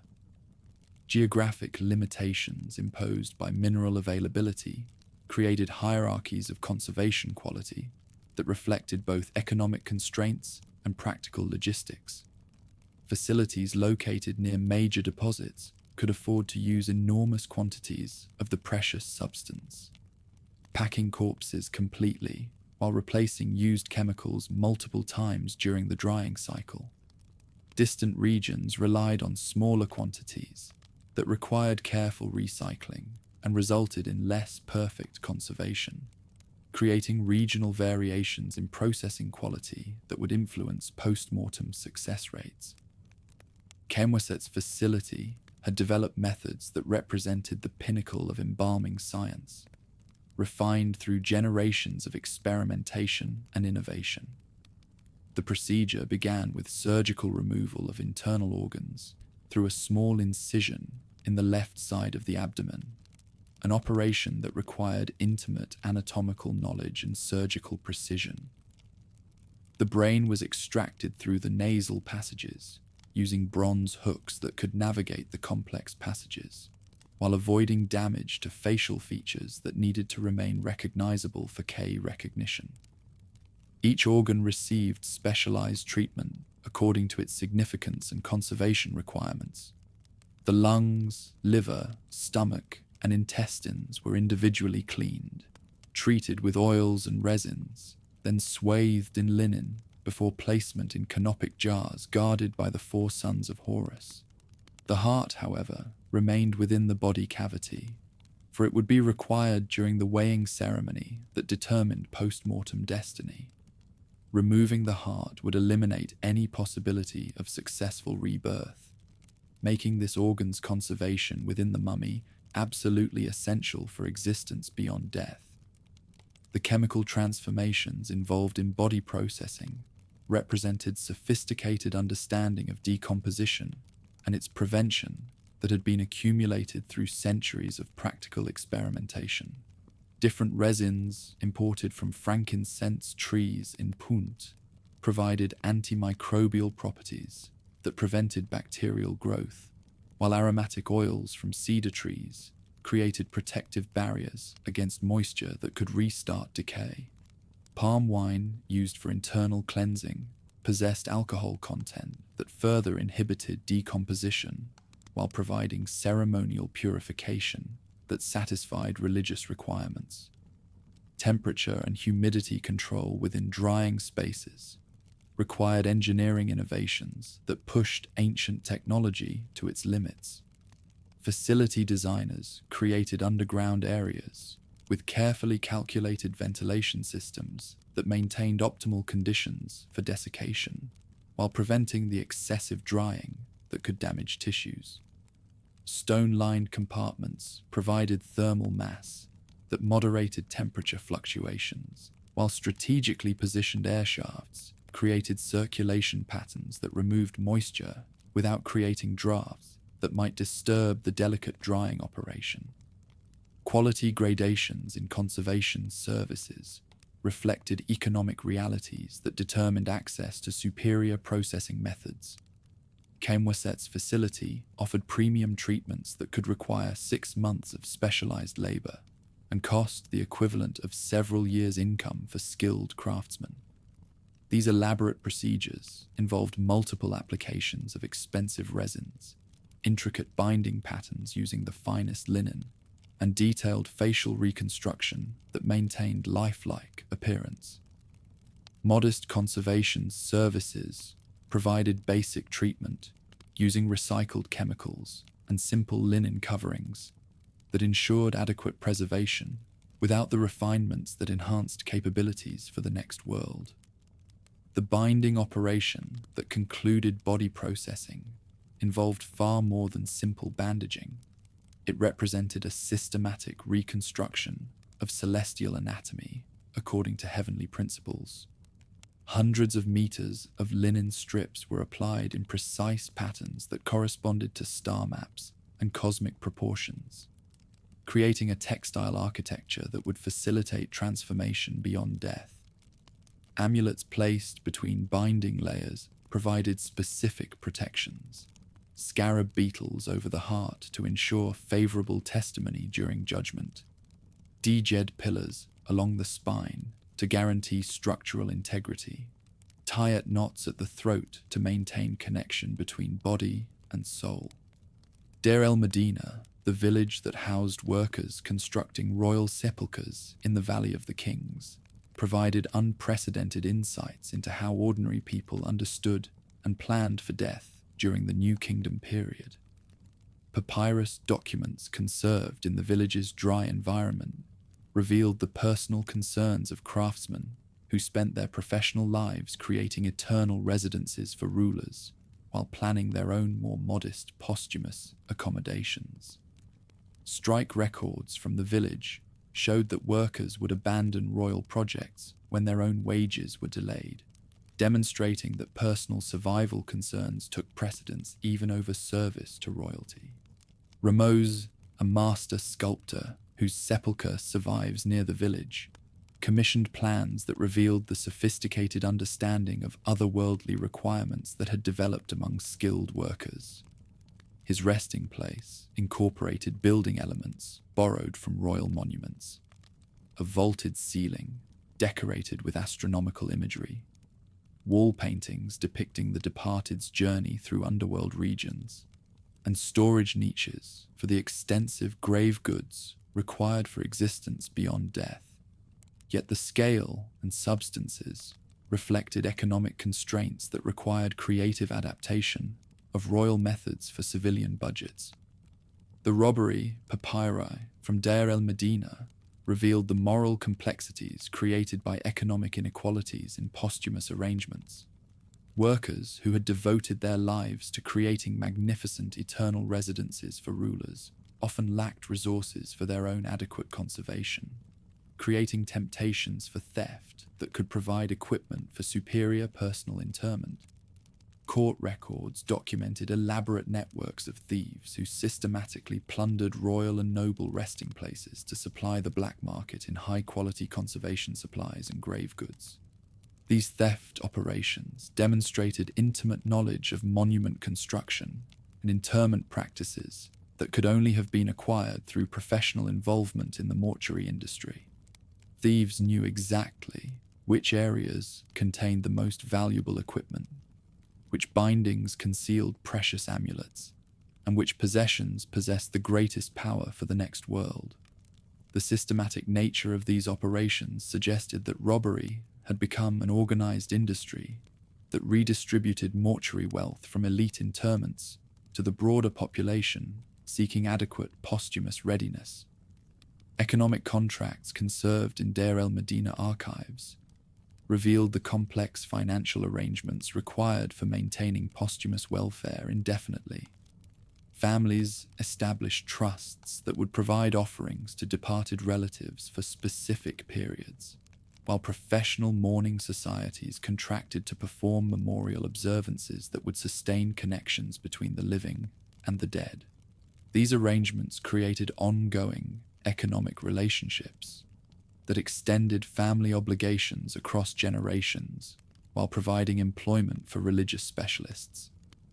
The mortuary complex of Hatshepsut at Deir el-Bahri represented building innovation that integrated monument construction with broader landscape features to create cosmic symbolism. The structure's terraced design followed natural cliff formations, while creating artificial gardens that represented the agricultural abundance awaiting the departed in paradise.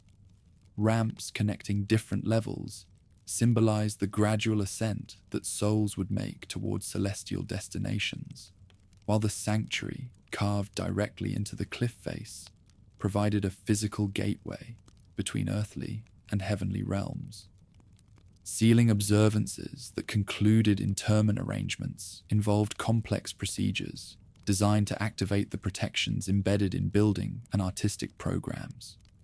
Professional priests performed specific actions that would awaken guardian spirits carved into monument walls, energize protective formulas inscribed throughout resting areas, and establish the barriers that would prevent unauthorized access to posthumous accommodations. These observances represented the final separation between the departed and earthly existence, marking their transition into the realm where different laws and relationships would govern their continued existence. The Valley of the Kings became the ultimate expression of New Kingdom monument architecture, representing royal interment traditions that had evolved to unprecedented sophistication. Each sepulchre, carved into the valley's limestone cliffs, followed building programs that recreated the cosmic geography described in underworld books, while providing practical accommodations for the elaborate equipment required for royal rebirth.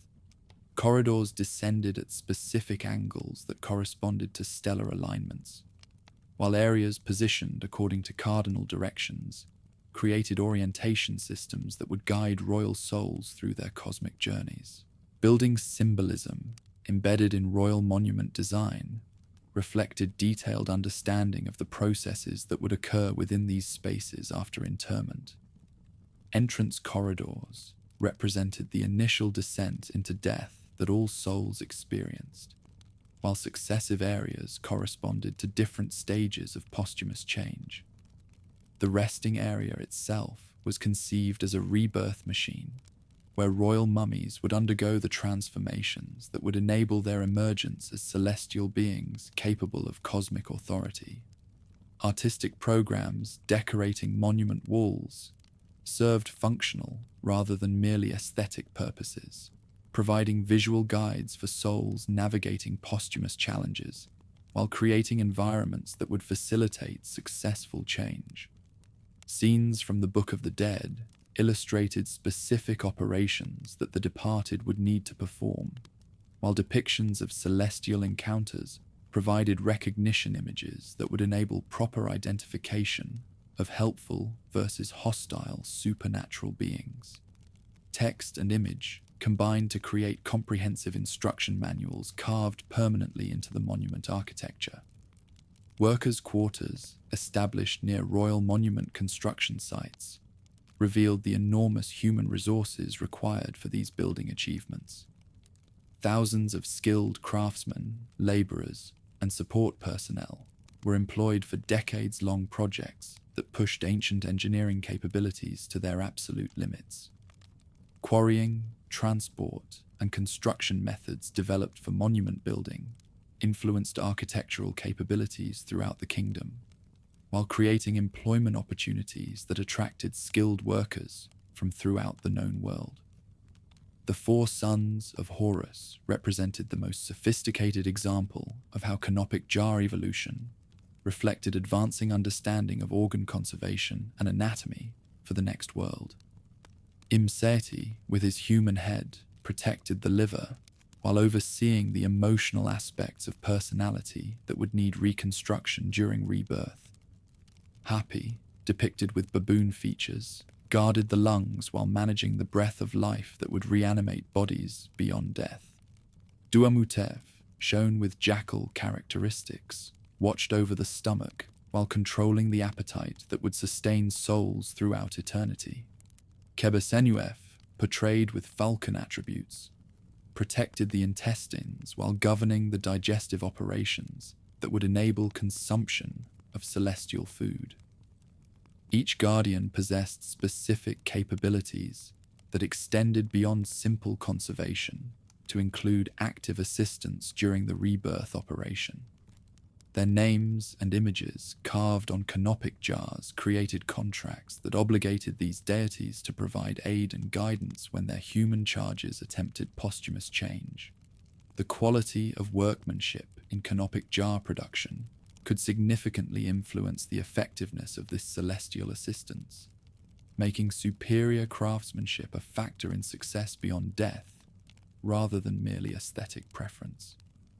Animal processing practices that flourished during the New Kingdom period revealed expanding concepts of which beings possess souls capable of posthumous survival.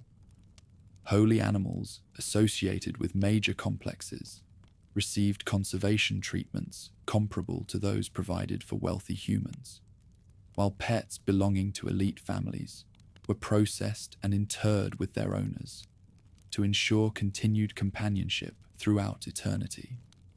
These practices demonstrated growing recognition that capabilities for the next world extended beyond humanity to include other forms of consciousness that deserved conservation and respect.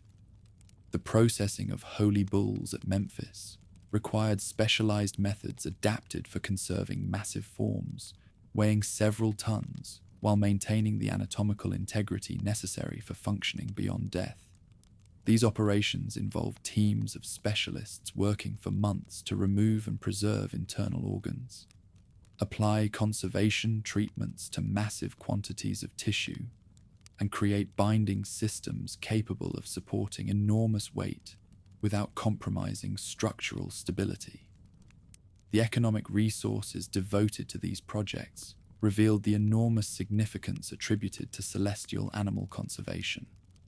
Regional processing traditions that had developed independently in different parts of the kingdom created variations in method and quality that reflected local resources, cultural preferences, and economic capabilities. Northern facilities, influenced by Memphis traditions, emphasized chemical conservation methods that produced superior tissue integrity, while southern centers near Thebes developed binding approaches that created more elaborate external appearances. These regional differences influenced the capabilities that different social groups could achieve through their posthumous arrangements.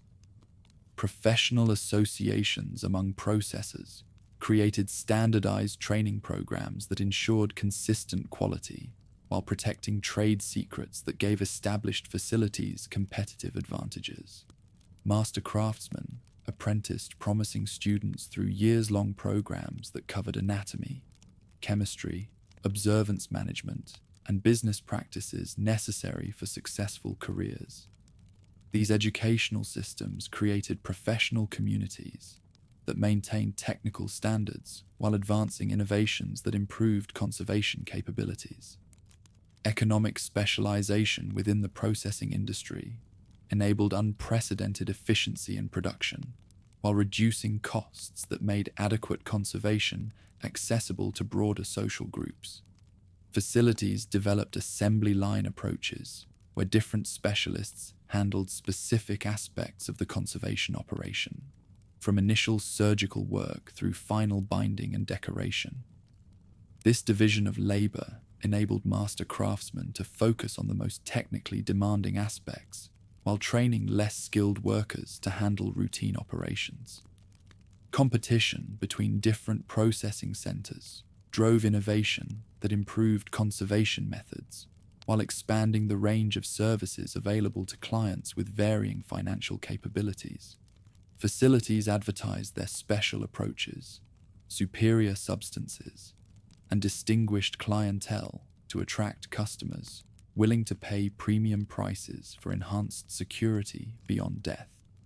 This commercial competition created pressure for continuous improvement that advanced the technical capabilities of the entire industry.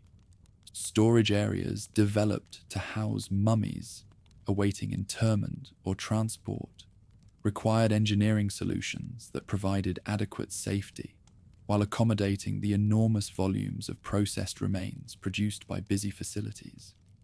Warehouses with climate control systems maintained optimal humidity and temperature conditions that prevented deterioration during storage periods that could extend for months or years.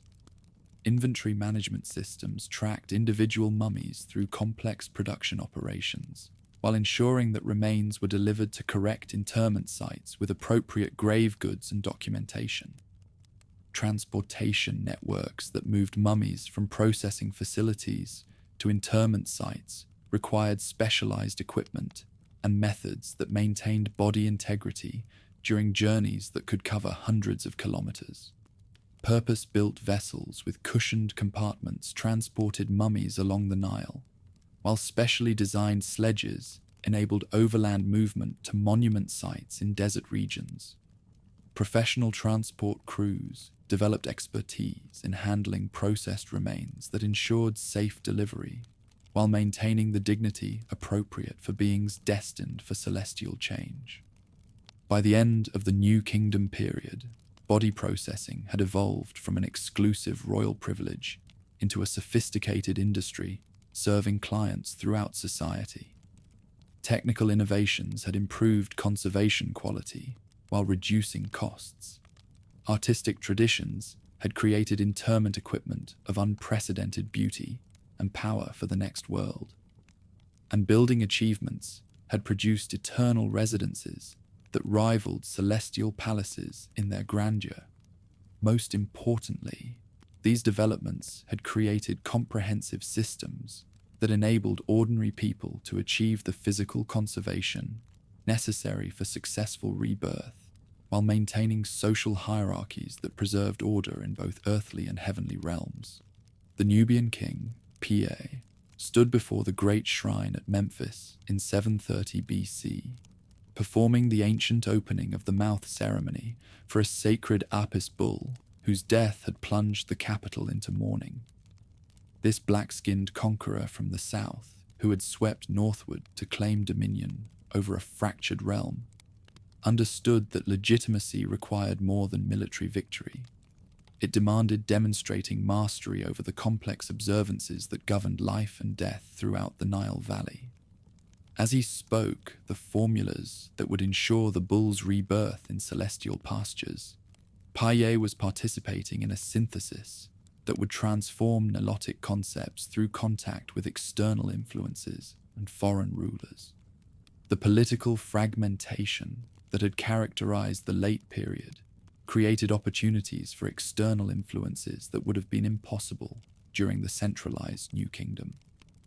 When Assyrian armies conquered Memphis in 671 BC, they discovered ceremonial customs so sophisticated that their own scribes began copying Nilotic mortuary texts for adaptation in Mesopotamian contexts.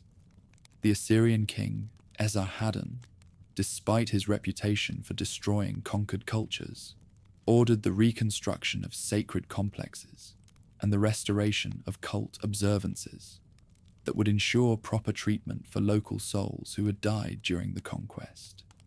This pragmatic accommodation reflected growing recognition throughout the ancient world that Nile Valley expertise in managing death and rebirth possessed universal value. Persian rule under the Achaemenid dynasty brought even more dramatic changes, as Zoroastrian concepts of universal dualism encountered Nilotic ideas about judgment and ethical accountability. When Cambyses conquered the valley in 525 BC, Persian administrators discovered that local legal codes already included sophisticated frameworks for evaluating moral behavior that complemented their own emphasis on truth versus falsehood. The Persian concept of individual souls facing judgment after death harmonized remarkably with Nile Valley customs, creating theological syntheses that influenced development throughout the Persian Empire.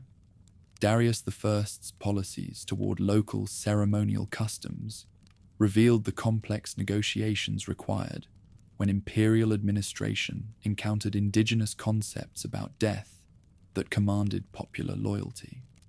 Rather than suppress Nilotic observances, Persian governors incorporated them into imperial frameworks while adapting Persian concepts for valley audiences. The result was a theological fusion that preserved essential elements while introducing Persian innovations in universal geography and judgment procedures. Zoroastrian fire symbolism began appearing in valley tombs, while Persian concepts of rebirth influenced local artistic expressions.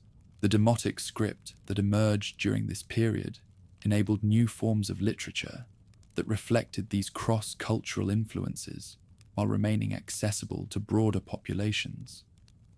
Unlike the hieroglyphic texts that had been restricted to educated scribes, Demotic writing allowed ordinary people to read and copy instructions that had previously required professional interpretation. This democratization of literacy created markets for new types of mortuary literature that adapted traditional formulas for contemporary audiences, while incorporating outside influences that enriched valley customs. The books of breathing that became popular during the Hellenistic period represented the culmination of this literary evolution. These abbreviated guides to posthumous existence condensed the essential elements of traditional valley instruction, while incorporating Greek philosophical concepts about the nature of souls and their universal destinations. Unlike the comprehensive Book of the Dead Scrolls that had characterized the New Kingdom, these streamlined texts focused on practical procedures that would ensure basic existence beyond death, without requiring extensive theological education or expensive equipment. Macedonian rulers who inherited Alexander's territories faced the challenge of governing populations whose concepts about death differed fundamentally from Greek customs, while demonstrating their own commitment to ensuring universal order. The solution involved systematic integration of valley and Greek concepts that created new theological frameworks capable of serving diverse populations. Osiris merged with Dionysus to become Serapis, a deity whose rebirth symbolism appealed to both local and Greek audiences, while providing imperial legitimacy for Macedonian rulers. The Hellenistic period witnessed an extraordinary flowering of animal cult observances that reflected both traditional valley reverence for sacred creatures and Greek philosophical interest in the relationship between human and animal consciousness. Sacred complexes throughout the kingdom became vast cemeteries, where millions of ibises, cats, crocodiles, and other creatures received processing and interment that paralleled human burial customs. These observances demonstrated growing conviction that posthumous existence extended throughout the natural world, while providing economic opportunities for communities specializing in animal conservation. Workshops at Tuna El Gabel developed industrial-scale operations for processing the millions of sacred ibises, whose conservation created employment for thousands of workers while generating enormous revenues for sacred institutions. The methods developed for mass processing of small animals required innovations in chemical treatment, packaging systems, and storage facilities that influenced broader burial industries. These developments demonstrated how spiritual convictions could drive technological advancement, while creating economic opportunities that supported entire communities. Individual piety that characterized late-period spiritual life created new emphases on personal relationships with powers who could provide assistance during posthumous journeys.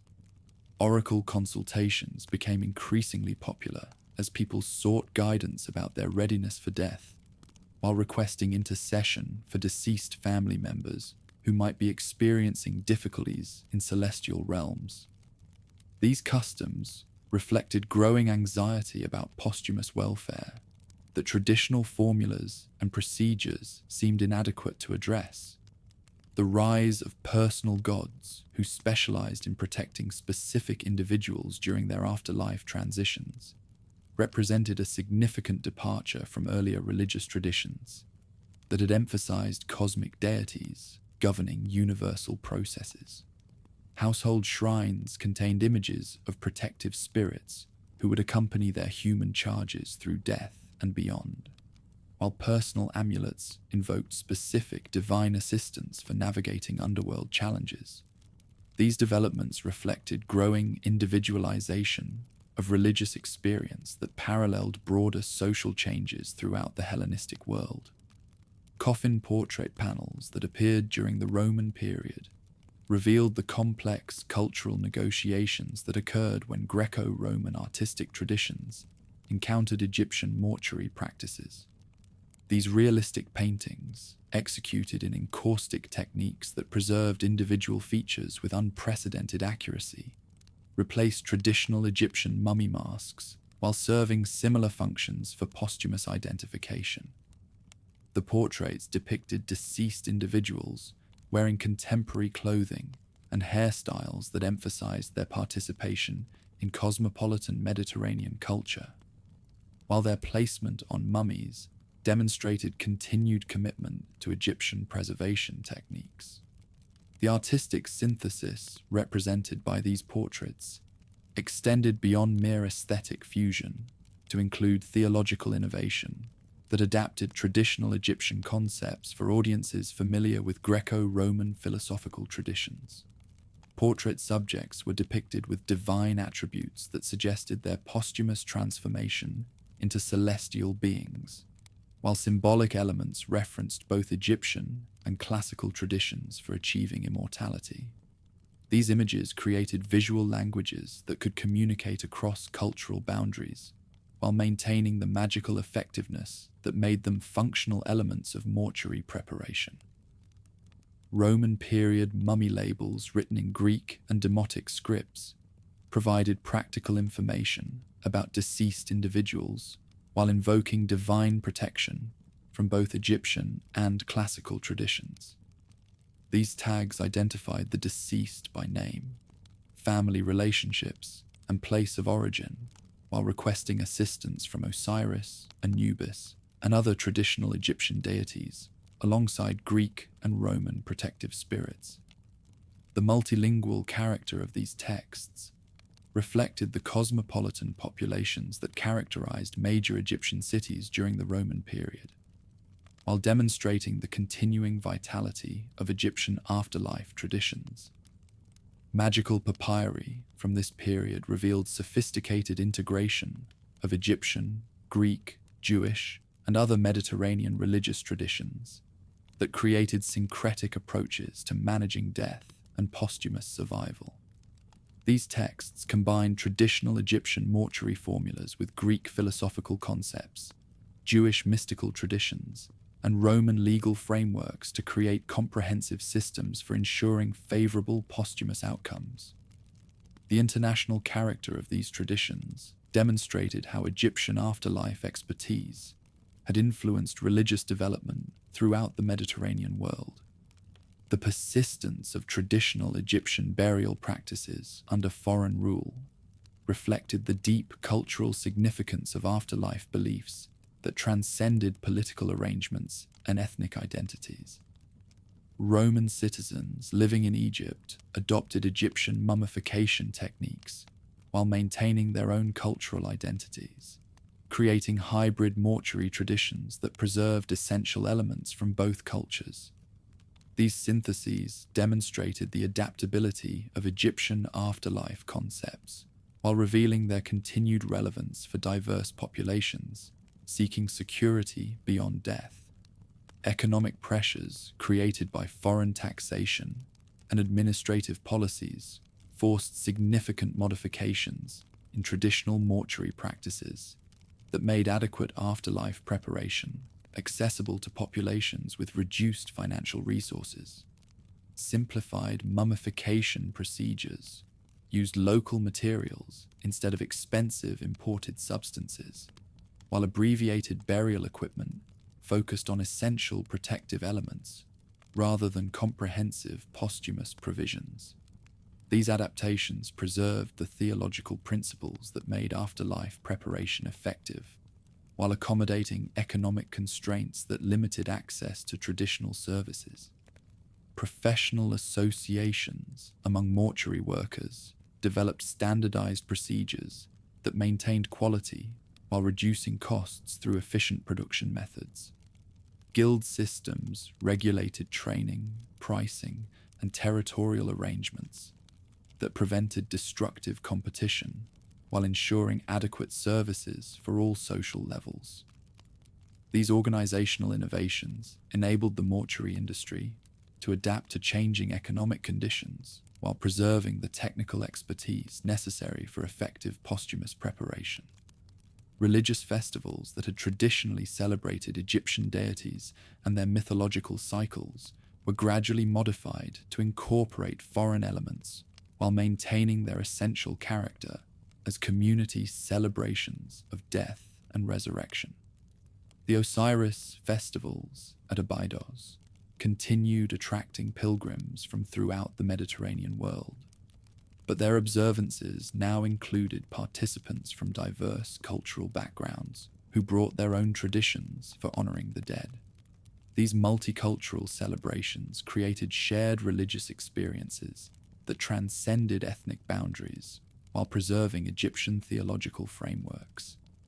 The emergence of mystery religions that offered initiation into secret knowledge about posthumous survival reflected growing anxiety about traditional approaches to managing death that seemed inadequate for addressing contemporary challenges. Isis cults that spread throughout the Roman Empire promised initiates special protection during their afterlife journeys, while providing community support for managing grief and preparing for their own eventual deaths. These religious movements demonstrated the international appeal of Egyptian afterlife concepts, while adapting them for diverse audiences throughout the Mediterranean world. Coptic Christianity that emerged during the later Roman period created the most dramatic synthesis of Egyptian and foreign religious traditions by incorporating traditional mortuary practices into Christian theological frameworks. Early Christian communities in Egypt continued mummifying their dead while reinterpreting traditional afterlife symbolism according to Christian eschatological concepts. Osiris became a prefiguration of Christ's resurrection, while traditional Egyptian judgment scenes were understood as anticipations of Christian final judgment. Coptic funerary art that decorated Christian tombs throughout Egypt revealed sophisticated integration of traditional Egyptian and Christian symbolic systems that created new visual languages for expressing beliefs about death and resurrection. Traditional Egyptian protective deities were reinterpreted as Christian angels, while scenes of posthumous judgment incorporated both Egyptian and Christian elements that appealed to communities familiar with both traditions. These artistic syntheses demonstrated the continuing vitality of Egyptian afterlife concepts, while showing their capacity for adaptation to new theological frameworks.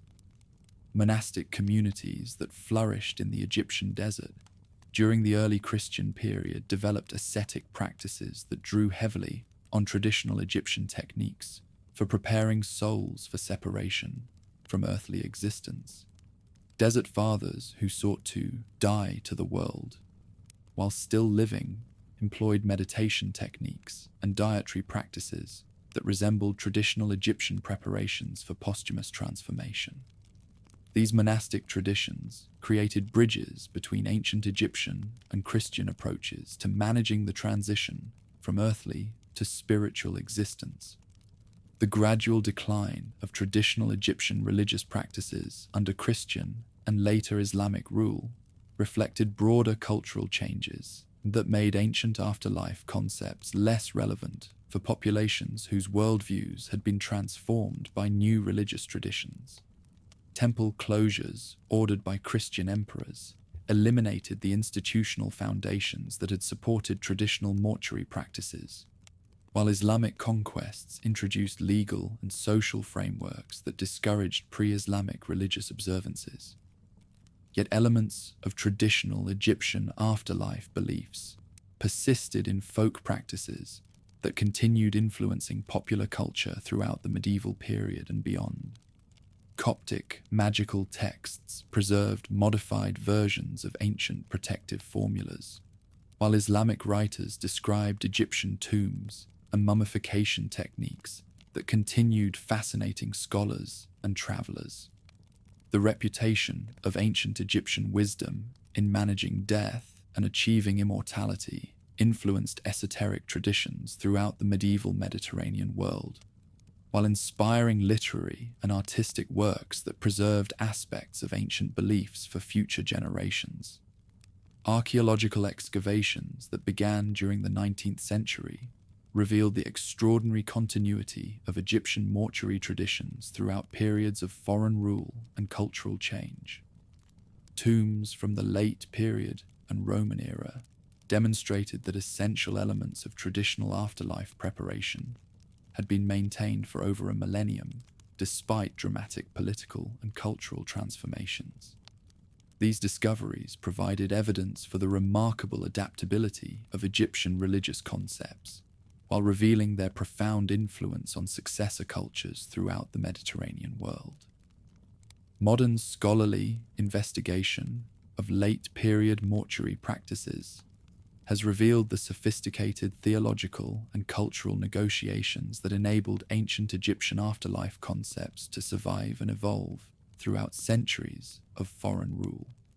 These studies demonstrate that religious traditions possess remarkable capacity for adaptation when their essential elements address fundamental human concerns that transcend specific cultural contexts. The Egyptian achievement in developing comprehensive approaches to managing death and posthumous survival provided frameworks that influenced religious development throughout the ancient world, while establishing concepts that continue influencing contemporary approaches to understanding mortality and meaning. By the end of the ancient period, Egyptian afterlife beliefs had been transformed through centuries of cross-cultural encounter, while maintaining their essential character as humanity's most sophisticated approach to understanding death and resurrection. The theological syntheses that emerged from contact with foreign traditions had enriched Egyptian concepts while demonstrating their universal relevance for addressing fundamental questions about human destiny and cosmic order. Though political independence had been lost, the intellectual and spiritual achievements represented by Egyptian afterlife traditions had become permanent contributions to human civilization that would continue influencing religious and philosophical development for millennia to come. Brother Samuel bent over his parchment in the monastery scriptorium at St. Catherine's around 550 AD, copying a damaged papyrus that described the weighing of hearts against feathers of truth. Though he served Christ rather than Osiris, the Coptic monk recognized profound wisdom in these pages. The judgment scenes he illustrated showed Anubis and Thoth conducting evaluations that seemed remarkably similar to Christian teachings about final judgment. As Islamic armies swept across the former territories a century later, scholars in Baghdad's House of Wisdom would make similar discoveries, finding that Sufi mystical journeys through stages of purification paralleled the soul's passage through the Du'an described in tomb inscriptions. These early preservations proved crucial when European knowledge of the Nile Valley's achievements depended entirely on fragmentary classical sources. Medieval physicians studying Herodotus's descriptions of mummification sought to understand anatomy and decay, while Plutarch's account of Isis and Osiris influenced allegorical interpretations of death and resurrection throughout Christian literature. The Renaissance brought renewed interest through Hermetic texts attributed to Hermes Trismegistus, though these Hellenistic compositions had little connection to genuine temple wisdom. Everything changed when Napoleon's savants disembarked at Alexandria in 1798. For the first time since the temples closed, European scholars could examine monuments and hieroglyphic inscriptions directly rather than through classical intermediaries. Dominique Vivant Denon stood before the magnificent tombs at Thebes, sketching wall paintings that revealed systematic approaches to death and judgment, far more sophisticated than anything preserved in Greek or Roman sources. His drawings of the weighing ceremony, the journey through underworld regions, and the various soul components would introduce European audiences to humanity's most elaborate vision of life beyond death. The discovery of the Rosetta Stone during this expedition provided the key that would unlock these mysteries entirely.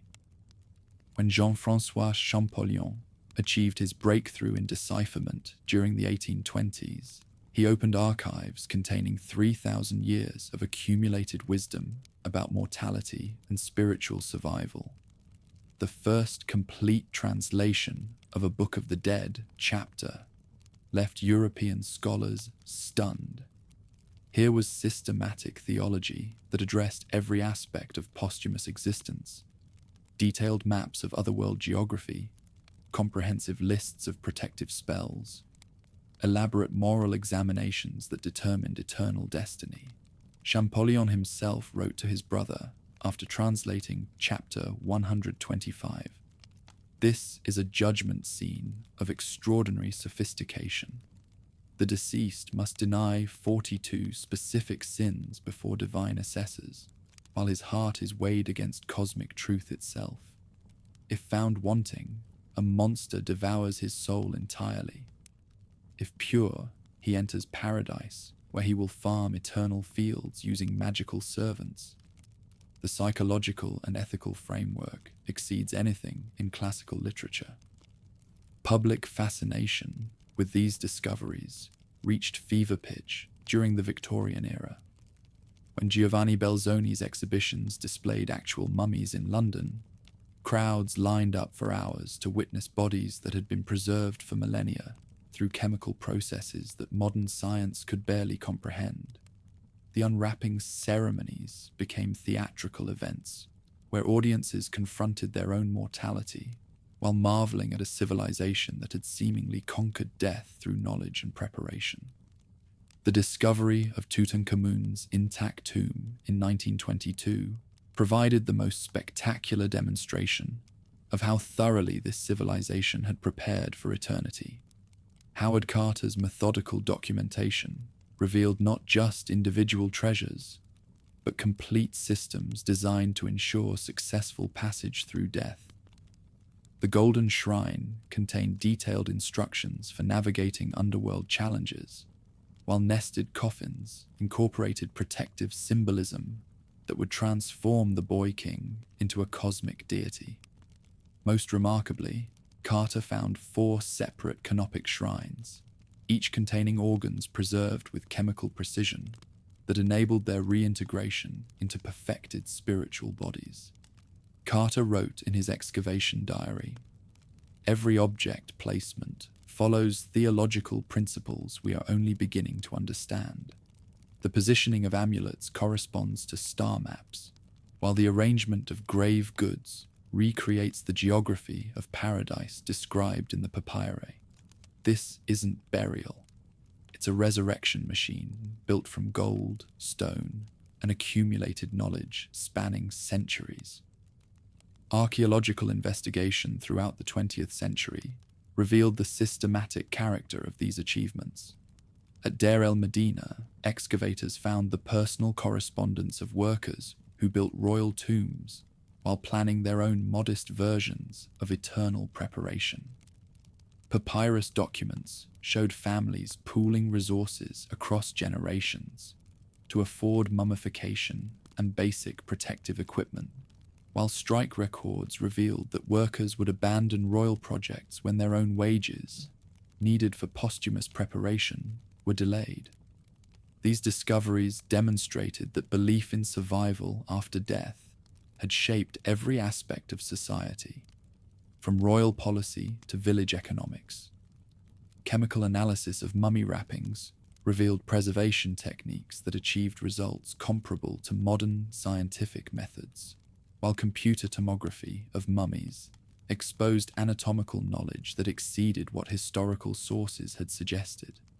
The sophistication extended beyond individual preservation to include systematic approaches to moral evaluation, spiritual geography, and cosmic order that influenced religious thinking throughout the Mediterranean world.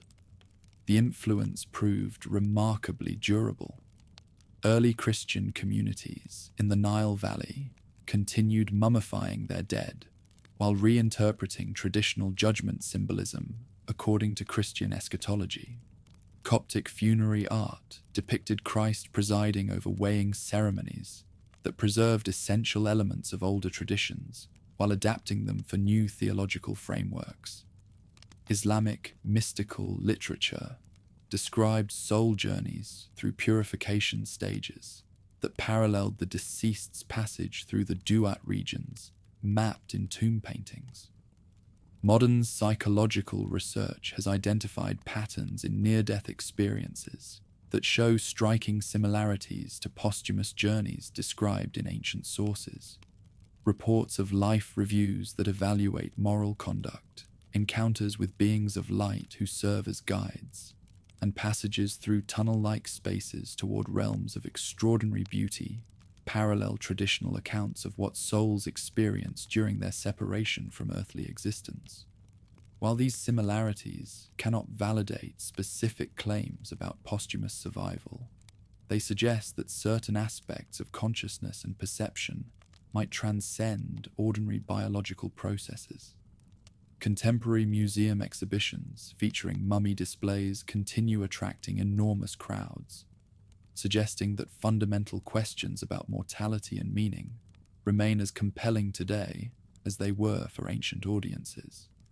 Interactive exhibits allow visitors to experience simulated judgment procedures, while digital presentations explain the theological principles underlying various preservation techniques. The enduring appeal reflects continuing human desire for assurance that death need not mean the complete end of personal existence. Neo-pagan movements have embraced these rediscovered traditions as alternatives to conventional religious frameworks.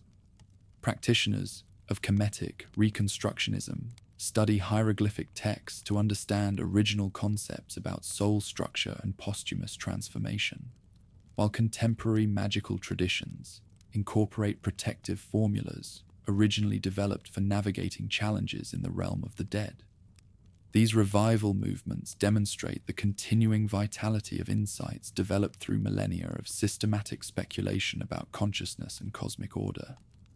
The most profound legacy may be conceptual rather than practical. The conviction that individual moral choices have cosmic significance, that consciousness might transcend biological death, and that spiritual development represents the fundamental purpose of human existence, continues influencing thought throughout the contemporary world. Though the specific gods and particular practices have largely disappeared from active worship, the essential framework for understanding human destiny, that emerged from Nile Valley speculation remains embedded in religious and philosophical traditions worldwide. From natural preservation in desert graves to chemical mummification in royal workshops, from simple ancestor veneration to systematic cosmic theology, from local burial customs to universal frameworks for moral evaluation. The long development of these ideas represented humanity's most sustained attempt to understand what lies beyond visible existence. The accumulated wisdom continues influencing contemporary approaches to mortality, while inspiring hope that death might mark a transformation rather than termination of conscious experience.